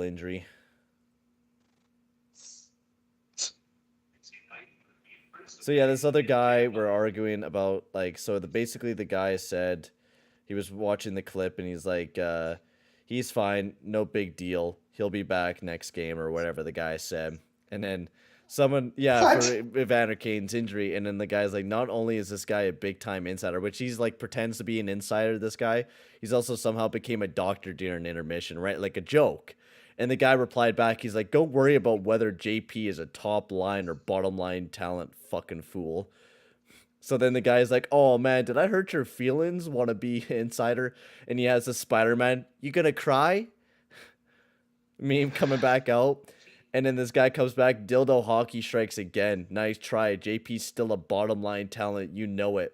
What's lacking in your hockey IQ that you admit it? Just wondering. So it went from talking about Evander Kane's injury to immediately to Puljujarvi, just because this guy's a big Puljujarvi fan. Oh, yeah. And then unfortunately, this is still won't make you a real insider. And then he kept making fun of JP. You've been inside. He said you've been inside JP so long, you probably don't even know what an insider is. But keep trying. Oh fuck, man! These Oilers fans, some of them are insane. Well, they get personal. I don't know why. Like, who fucking cares? Like, we were talking about Evander Kane, not JP. Like, these Oilers fans, I see it a lot where they just, like, I'll be arguing with them about something, and then they'll bring up the fact that I like Puljujarvi. And that, like, that's the reason why I'm dumb and I don't have a good hockey IQ. That's why I'm not a good analyst, because I think JP's good.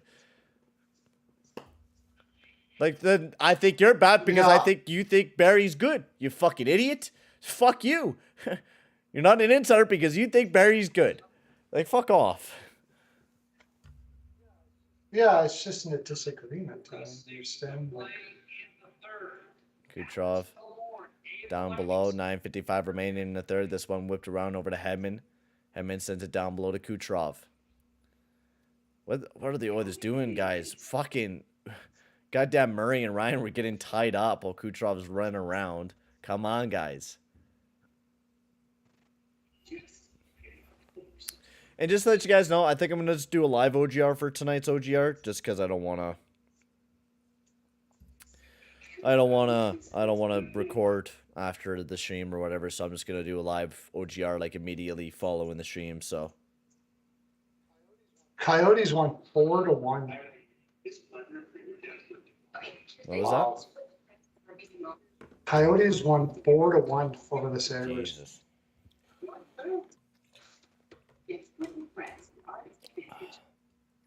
Jesus.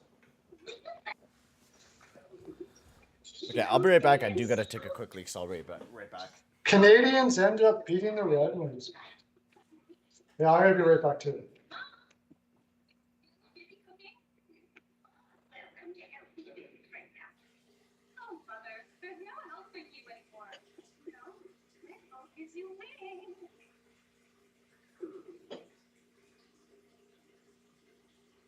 Some people say that at Napa Auto Co, our technicians know their way around new technology. You know what? It's true. It's true. Well, in the most recent basketball room before the game, informal class, given by Leon Draisaitl, who's a 15-year-old fan who he knows to watch.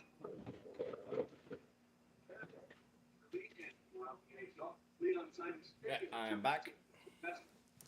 I'm back, boys. Yeah, I know. I can't believe that either. The Flames are something else.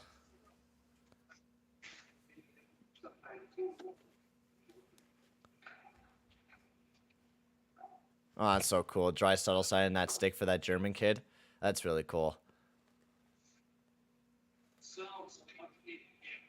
That's really cool. I don't know if you've seen that, but Draisaitl, there was a kid that came all the way from Germany to come watch Draisaitl in person. And Draisaitl gave him a stick and wrote in German, like, you know, some good words, and then, like, dear friend, Draisaitl. Nice. Nice. All the way from Germany. Yeah, all the way from Germany, man. To come watch your big boy Draisaitl.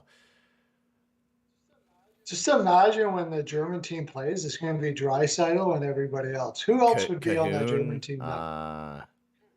No, Cahoon, who's Snyder. no Isn't longer he in the German? league. More Snyder. Sh- I'm pretty sure he's German too. I think there's a decent amount of Germans now. There's a few. More than what there used to be. I know there are. I'm just trying to think of who they are. I think San Jose Yeah, has they do. one. I can't remember here. I'm searching up the leading goal scorers in German. Oh, there we go. Yeah, they got Draisaitl, Stützle, Snyder, and Storm. Stützle. And also JJ Yeah. Pachika as well. Paterka, right? Okay. So they do got a few offensive forwards. It's just they're going to be carried by Schneider and Draisaitl and Stützle. And that'll be at the World Cup. World Cup 2024. That one picked up by Draisaitl. Honestly, I like that idea way better of actually doing like World Cups every few years. They don't want to go to the Olympics, don't go to the Olympics, but at least give us like a World Cup or something. You know what I mean, Perlo? Like, I really don't care about the Olympics, but if we at least can get a World Cup every year, I'd be loving that. Oh, and they tried to jam it home, which they said they scored, but what? Maroon taps into the back of the net. The game is now tied up at 3. Fucking. I was just waiting for you to have that. To do that. Fuck.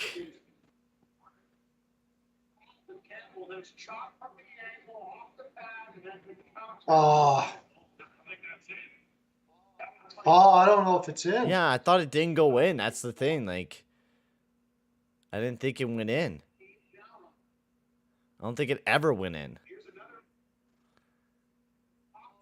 Oh, yeah, it did. I think it did. No, that didn't look like it went in. It looked like it was right on the line. I don't think that went in. Maybe it did. Maybe because, like, from what I see, but we need to see the not this view that they're giving me now, but like the inside net camera. I think, well, the way Maroon's looking, he doesn't look like he's sure, so he probably isn't. Inside the net camera, we need to see that. Inside the net camera, we need to see that. That's gonna be the determined factor. If he knew for sure, for sure. Oh my god, another fucking coach's challenge. Oh, that did. It did? Ah, it's so close. When it bounced, did it go hit the line or not? It's very hard to tell. Oh, we need He's a not loser sure, point or yeah. something tonight. Like, I'm okay if we go in overtime, but like I think we should win this game. Oh my god, dude, that is. You know what? It was called a goal on the ice too. It was called a goal. So I think that's mostly. If there's I think any- that's mostly because of the reaction. That looks because it was bouncing. That's the problem. You don't really know. doesn't matter. It was called a goal on the ice. So if it's not, like, you know what I mean? Because it was called a goal. If it's inconclusive, And I think it very much will be inconclusive. I don't know. That was freaking close.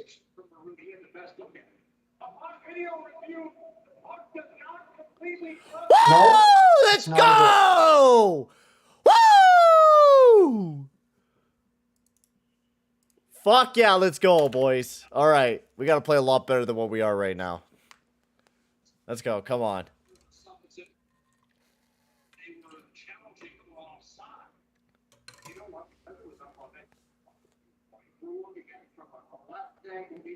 Let's go, boys. Oh, it's not. Yeah, we got a lucky one there.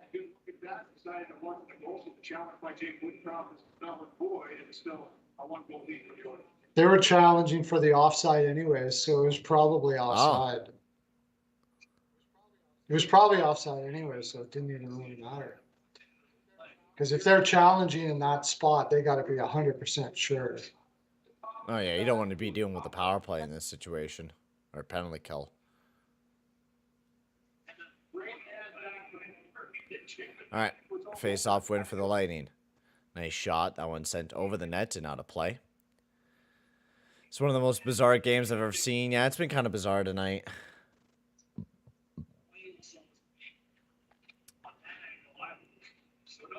Yeah, that from that angle that we just see now, that looked like it just hit the red line and never went in. and never even touched the white, like in that, because it has to fully go over the white, and it looks like he never did. So Yeah, no, it didn't, obviously, because it had to be yeah. conclusive. So we found it to be conclusive. All right, McDavid sends this one over to Nurse, chips it over to Barry. Barry flutters this one over to McDavid as he's carrying this one up for the Oilers, keeping it to the outside. Nice shot, that one rung off the post. Great opportunity for McDavid, but rung off the post. Now Stamkos chips it back over to Perpix. Over to Sergachev. Over to Kilroy as he's carrying this one up, looking to dash it into the zone. Turned over by Puljujärvi as he flutters this one all the way down the ice, and now picked up by Hedman. Hedman has a handle of it. Sends this one up. The Lightning dash into the zone. Sends this one down below. Turned over by Murray, trying to flutter this one out. Over to Yamamoto. And now Fogle will get a handle of it. Fogle being bumped up alongside of the boards. As Fogle tries to chip that one up to the point, Murray sends this one over to Bouchard. That one just missed the net wide. Murray gets a handle of it. Nice shot. Saved by Vasilevsky. This one gets chipped around. Picked up by Kopke. Trying to chip this one out. Kept in the zone by McLeod. McLeod gets stuffed up alongside of the boards. Now picked up by Hedman over to Cernak. Cernak has a handle of it. Trying to chip this one all the way down the ice, which will be stopped up behind the net by Jack Campbell. Tipped over to Zach Hyman as he's gaining some speed. Dashing through the neutral zone. Zach Hyman keeps to the outside, looking to cut towards the front of the net.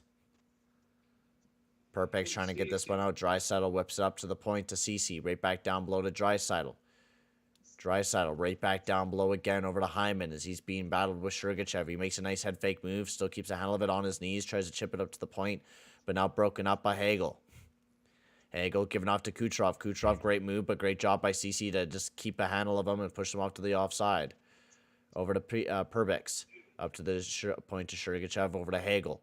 Back up to the point to Sergachev. Big bomb. That was a nice save by Campbell. Kucherov now has a handle of it up alongside of the boards. This one gets sent down below to Hagel, but broken up by Ceci as they try to get this one sent out. But Campbell will just make a stoppage of play, and we're going to be heading off to a commercial break. Also, guys, if you haven't already, make sure to hit that like button and hit that subscribe button as well. It'll be very much appreciated there, guys. As once again, we're very close to 1,100 subscribers on the stream, on the channel, and we're getting very close to 20 likes on the stream. So if you haven't already, make sure to hit that like button. It'll be very much appreciated there, guys. And make sure to go check out my man Perlo as well, who's joining me for today's stream as well. So make sure to go check out his channel. His link will be up in the pinned comment up at the top. So make sure to go check him out. 14 subs they need. If you haven't subbed to me, get subbed up now. So I can get my 1,000 and we can follow together. We'll have a big party. Big party! Jets are beating the Stars 4-1. Why? I don't get. I mean, I know Kane, you know, is not the greatest human being in the world, but celebrating because he got injured is kind of fucked. I mean, just kind of fucked, totally fucked. But I mean, not the greatest human being in the world. I personally, I don't get what you don't know him. No, that's You the only thing. knew some. You only knew some shit he might have done, and he had a gambling problem. And he had a People girlfriend do that not. was kind of, who knows? People don't stay like. Did you guys? Did all of you people out there? Are you the same as you were 10 years ago? Like you never changed. You were Oh, never fuck an no. asshole. You were never whatever, right? Like my gosh, I don't understand why people just pin everything on what somebody was 10 years ago or whatever. He went to rehab. Yeah, I'll tell yeah. you. Like Oh yeah, he did. he went to rehab. He's as far as I know from everybody that talks to him, he's a good guy and he's good with the teammates and so And that's the thing. Like yeah, none of just it's don't- been really proven that he's like a total d-bag and shit like that. Like yeah, maybe in the past was he a bad gambler and maybe some other issues for sure. But like now it looks like he's a half decent guy. It looks like he's been vibing a lot with the entire locker room. Even Oilers fans are really enjoying the guy. But like Oh, yeah. people celebrating a guy's fucking injury is fucked. You should be ashamed of yourself because like come on. Like I get it. I don't Like understand. even just any like unless it's like a super fucked up human being that did murder, I think that person deserves whatever. But like if it's not a person that like hasn't done like too much bad stuff. Like I think hoping and celebrating that he got injured is fucked. It's just fucked in the head. I I don't get it. I just don't understand when you don't know anything about a person. Like you just say, and where did you hear about all these terrible things about him? Twitter, like usual, it's a In cesspool.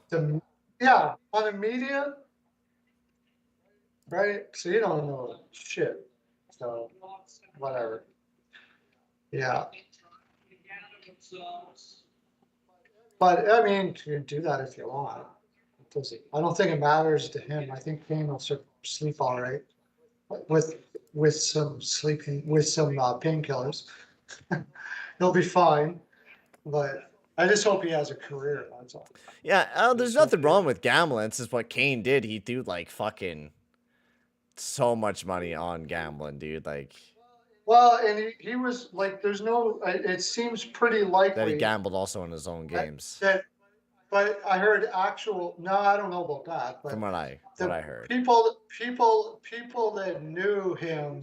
I go by what I've heard out of the mouth of people that knew him, and he was a jerk, no doubt about that. Like he was at one time. He was a jerk. Yeah, and no doubt, because there's history, like and there's some his teammates couldn't stand him and all that kind of stuff like that. But people change, man. Oh yeah, we all do. I've changed. I know you've changed a lot, Pearl. Like we all change. Like people do. They grow. I mean, not everybody does grow, but Evander Kane seems to be that guy that has changed a lot since, the whole his ex that he had a following out with, which a lot of that shit doesn't get documented. A lot of relationships end up turning pretty fucking horrible sometimes. Not all of them, but a lot of them do. And it just doesn't get publicized like what you see with Kane's. Because Kane's relationship did get publicized a lot. And, his gambling shit and him being not the greatest person in the world. But he seems like he's been a lot of better person now when McDavid and Draisaitl really rant and rave about having this guy back on the team this upcoming year and signing a 5-year contract. Says a lot. I'll listen to that. I'll listen to that. Out of the mouth of a person like McDavid and them, what they're saying, and just as much as I listen to what Bufflin said about, that was out of his mouth that he, so. Well, at the time that he was playing with Bufflin, he was a young prick. I'm not going to listen to what media says. No, it's just the Twitter Gen Z people that are like, oh, fucking, he's done fucked up shit. He needs to be canceled forever. People are just waiting in line because they can't help. They want to make themselves feel better by shitting on people. That's because they're also horrible human beings as well, most likely. Maybe. I have no idea. I don't know. But I mean, they just like to shit on people to make themselves feel better. I think that's about it. Yeah, it's crazy. People cope on major copium.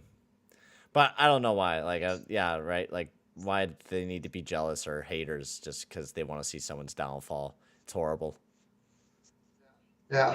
Anyways, we got 2:41 left. Yeah. It looks like we're going to be able. Yeah, this one trying to be chipped out of the zone. Hedman keeps this one in. Cernak, nice shot. That one, good save, rebound. Oh, the fuck. Kopke could have had his first career goal, but that one missed by a mile.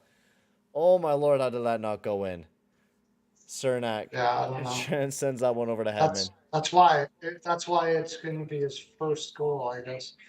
Oh, my Lord. Nemastankinov carrying this one up for the Lightning. This one trying to be sent in, but blocked up by Puljujarvi as he flicks it all the way back down the ice. Stopped up by Vasilevsky left there for Sergachev. This is a long game here tonight. Almost going to be like 250. It does seem like a long. We had those 2 reviews on those goals and shit too. So that's the big reason why this game's been going on forever. Hyman trying to carry this one up. He gets tripped up. Should be a penalty on the play, but no penalty has been called. That's kind of stupid. That should have been a trip there. Point. I agree. But maybe they're trying to maybe even it out because they called that trip and penalty on Kucherov a while back. Perry tries to flick this one up. Almost broken up by Draisaitl, trying to send this one out. Right back deep into the zone. Perry gets a handle of it, trying to send this one up. Battle up alongside of the board. Stamkos trying to get it out. Hedman keeps it to the 9, sends it down below. Nurse trying to slap that one down.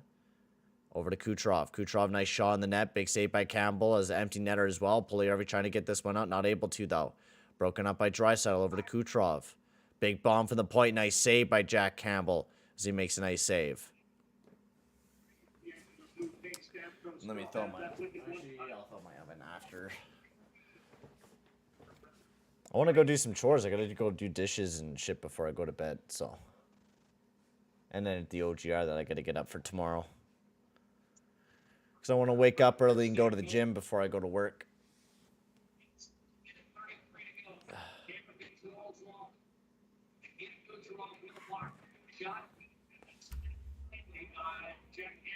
Jack Campbell, 32 shots. That's a good sign. I know. He's looking really good tonight, quite honestly. Give it to Jack Campbell. He looked amazing tonight. He's come up with some big saves the last couple of minutes here. Crazy been able to swallow up and not allow anything to fall down. Nice shot from Kucherov. Another big save by Jack Campbell. Once again, making some big saves for the Oilers. This will be for any kind of a balance with numbers. Agent Hopkins and Kane remember the injured Kane's often a presence in this sort of alignment. Unavailable. Victor Hedman, meanwhile, has been out there for a full 2 minutes. Stamkos against Price. Man, the Leafs are very high fixed on Jack Campbell this year.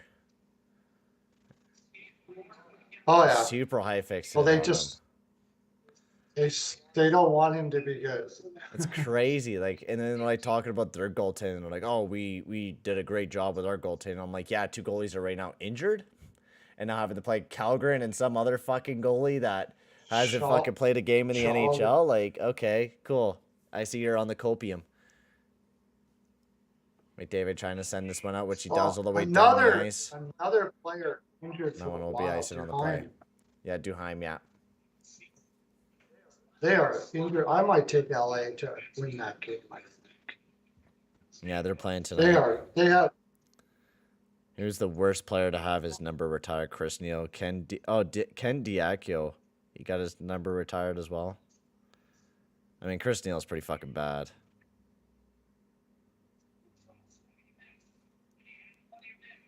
Face-off win. Brain Point gets a handle of this one. We got 1:11 remaining in the third period of action. 3-2 for the Oilers. As Perry sends this one over to Stamkos. Stamkos up to the point to Hedman. Hedman over to Kucherov. Stamkos trying to get a handle of it. Kulak bounces it up. Point trying to get it out. Kept in by Stamkos. Over to Kucherov, but he fans on the 1T. And now that one over to Perry. Perry, good job by Kulak to cut him off. A Point gets a handle of it again. Back up to the point to Hedman. Over to Kucherov. Kucherov, nice shot. Big save by Campbell. That puck high up in the air. Draisaitl tries to get it over to McDavid. Bounce off the boards, and that one still in play.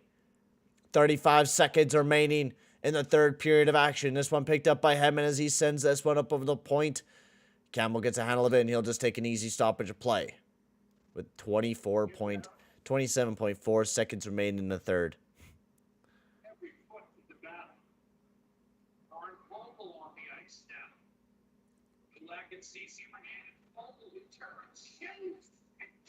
Dude, is Biz Nasty fucking stupid? If the Devils make it to the conference finals in the next 2 seasons, I'll get the tattoo of the mascot on my ass. I hope that fucking happens. I fucking hope that happens. Biz Nasty said if Joachim and Flaw game was rigged. What do you mean? For the Lightning? It was not. The Devils, if they make it to the conference finals, and that one almost went into the back of the net. If the Devils make it to the conference finals in the next 2 seasons, I'll get the tattoo of the mascot on my ass, Biz Nasty said. Yeah. He's just really good at getting people riled up.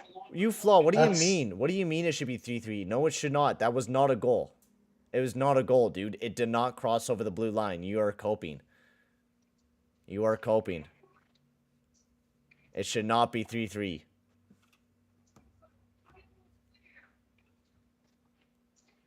You are just coping, bro.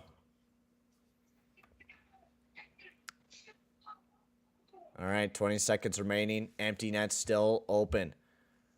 Draisaitl. Face-off loss. Hedman has a handle of it down below to Kucherov. Nice shot. Big save by Jack Campbell. Fight in front of the net. The puck is still loose. Jamming away. How did that not go into the back of that? Draisaitl trying to get it out. 10 seconds remaining. Hedman over to Stamkos. Another big save by Campbell. 6 seconds remaining over to Hedman. Hedman not able to get a shot off. Great block by Fogle. And the Edmonton Oilers walk away with a big 3-2 victory, baby. What a fucking game by Campbell. Holy shit. Woo! He just needed to get on the road, I guess. Holy crow, what a game. Came into the hospital. Yeah, we seen that, Obermeyer. Yeah, we seen that. I'm not gonna Welcome lie. in, bud. Now 86. Oh, what a job by Campbell to make those huge saves. Holy shit. Rogers Williams Hockey on Sports Day. That was huge. Big win for the boys. All right, thank you, everyone. It was really fun. We're going to be getting off to the live OGR, so thank you, Perlo, for hopping in. Everyone, make sure to go check out his channel. Sub him up, and the link up in the top of the pin comment up in the section there. Go check him out. So thank you, Perlo, and I'll talk to you later, bud. See you later, man. All right, peace. Have a good one. See a good one. everybody. Peace, Take peace. care. Alrighty. Now it's time for the live OGR. Let me just throw on the oven, because I do need to make some chicken.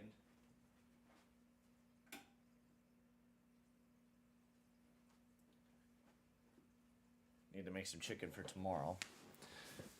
Alrighty. Oh, fun, fun, fun. That was a fun dub. I feel so good. Cowboy Blade fucking amazing. I can definitely talk about that. Oh, we definitely don't want this one. What the hell? Now let me find. We want this. Yo, Kobe, how's it going, bro? All right, live OGR time.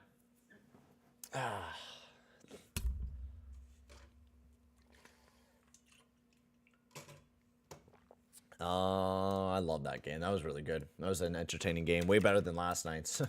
That's for goddamn sure. Way better than last night's game. That was a fun game to watch. And we just utterly dominated the Lightning. Like, we just utterly dominated them. We didn't play a great first period, but the second, third, bloody amazing. Bloody amazing. That top line, McDavid, Nuge, Puljujärvi, I fucking love that line, man. That was such a good line throughout the entire night. Such a good line throughout the entire night. Fogle, McLeod, yeah, Moto played a lot of minutes. They were pretty good as well. I didn't mind them. They didn't produce too much offense, though. Hyman, Draisaitl, yeah, Moto really didn't like that either. They were okay. Defensively, we played really solid defensively. I didn't mind the Nurse Berry pairing. They didn't play great defensively, but they weren't horrible. Kulak, CC, Murray, Bouchard. Yeah, Bouchard didn't play a lot of minutes tonight. Weird. I wonder why. They didn't play him a whole lot.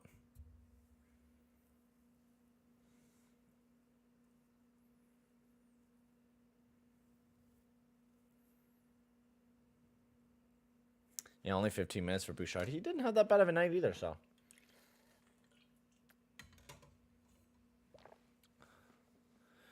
Everything was kind of even out for the defense core, though, so. Okay. I do want to look at the older goals as well.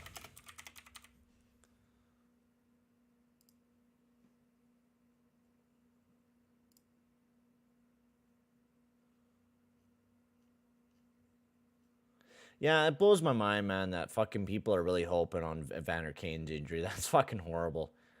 Like, my God. It's fucking crazy, man. Is the Flame and he's bugging me so hard at the start of the year because they bugging me so hard at the start of the year because their start. Oh, yeah.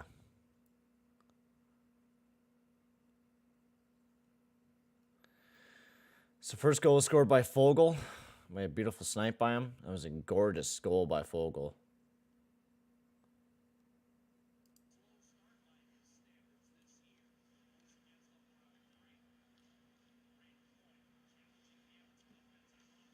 Nurse just allowed Hagel to get wide open. Good 1T. Wasn't able to get the poke right off the get-go. David, welcome in. Who scored? Fogle, Hagel, McDavid, Draisaitl, and Kilroy rolled the goal scorers in that game.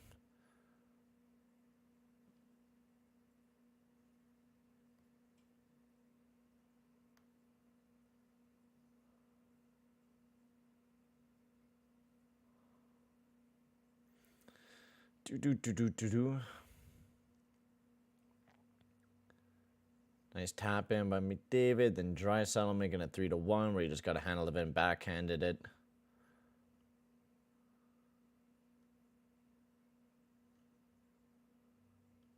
Oh, dude, I'm so glad we won, man. I'm so fucking glad we won.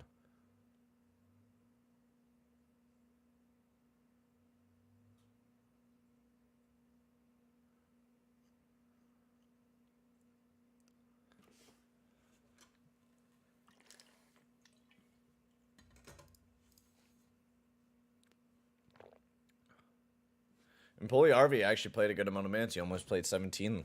And that's actually kind of where I want him to be at. All right. Let's do the live OGR. Let's do her. Hello, everybody, and welcome back to another episode of your OGR. As today, we're going to be talking about the Edmonton Oilers taking on the Tampa Bay Lightning and winning 3-2 in a game that was pretty entertaining, but we got to see some scary stuff as unfortunately Evander Kane, he got a really messed up injury where he got his wrist cut accidentally by Patrick Maroon. We're going to be talking about that. We're also going to be talking about the Edmonton Oilers really just playing a very dominant game over the Tampa Bay Lightning where we just dominated 5-on-5 wise. This was a very impressive game. We actually played really well defensively.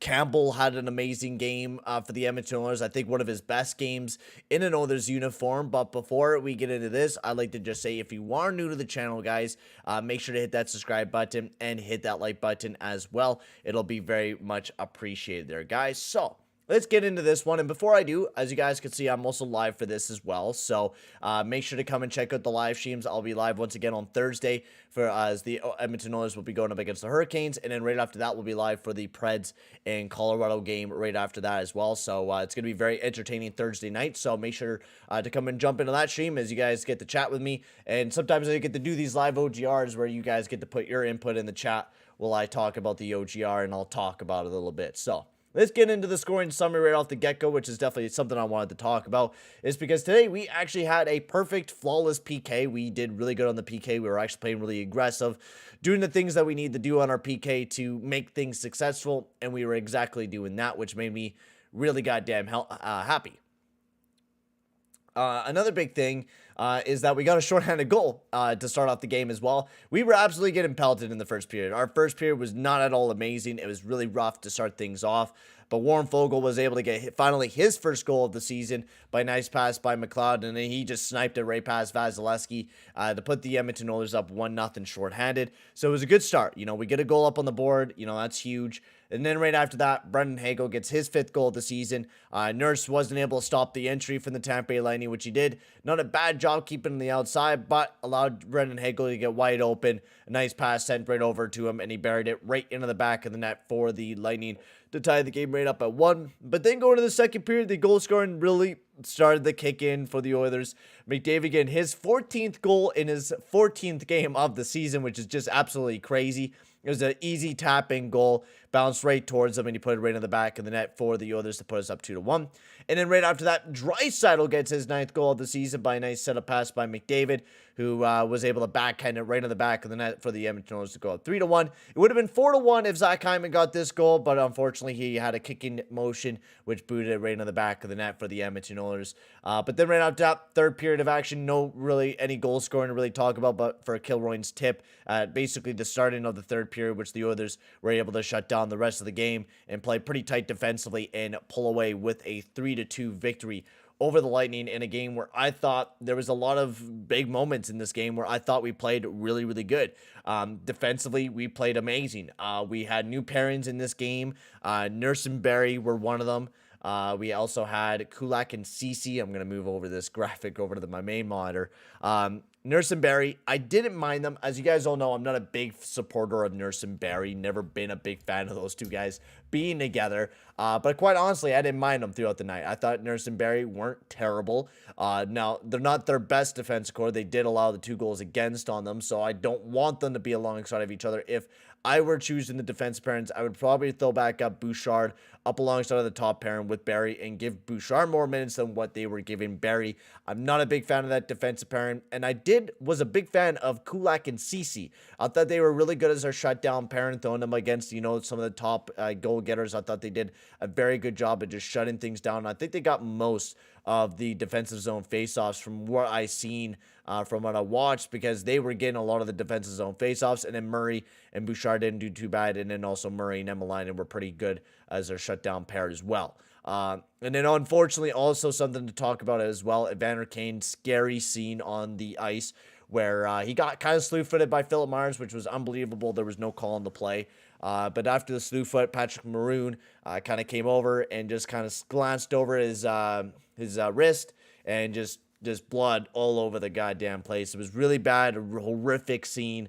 And I'm hoping Evander Kane is all right. I hope he is doing well. He just got sent off to the hospital to get a procedure done, so I don't know what's exactly going to happen.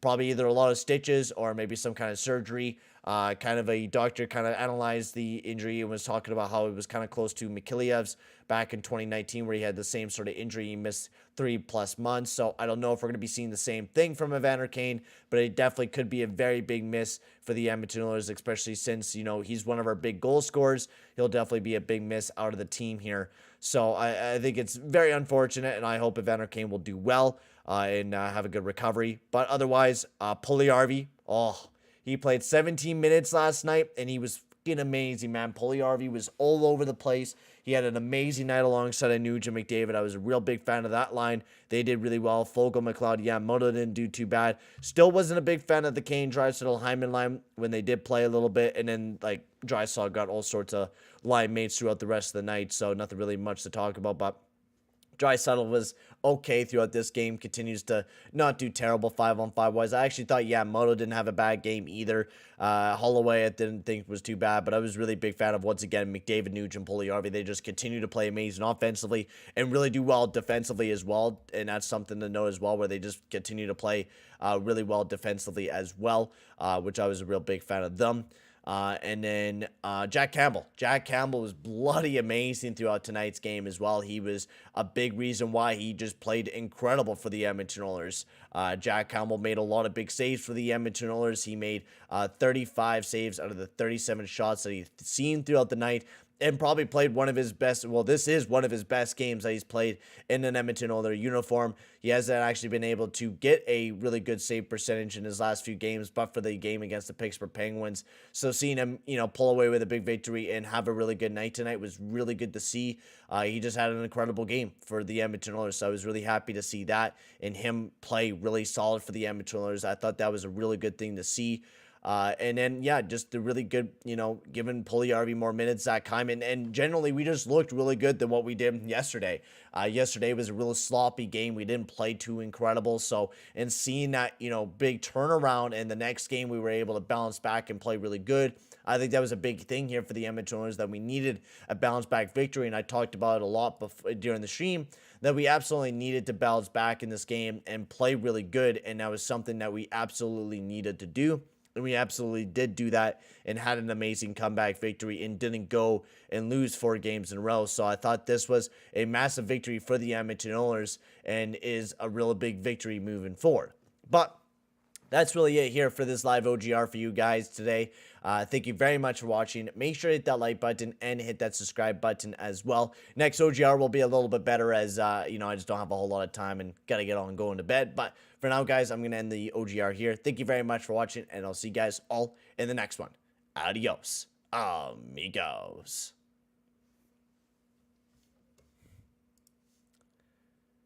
A little bit of a shorter OGR. That's mostly because I flew fucking through everything, man. I flew through everything. But anyways, thank you guys for tuning into the stream. That was a fucking blast of a stream. So thank you guys for all tuning in. That was a lot of fun. So I hope you guys had a good night. And I hope to see you guys on Thursday as well. I hope to see you guys then, as we're going to be doing a back-to-back that night. So it should be a lot of fun. So I hope to see you guys then. And I'm going to peace out here, guys. Thank you very much for watching. I'll see you guys on the next one.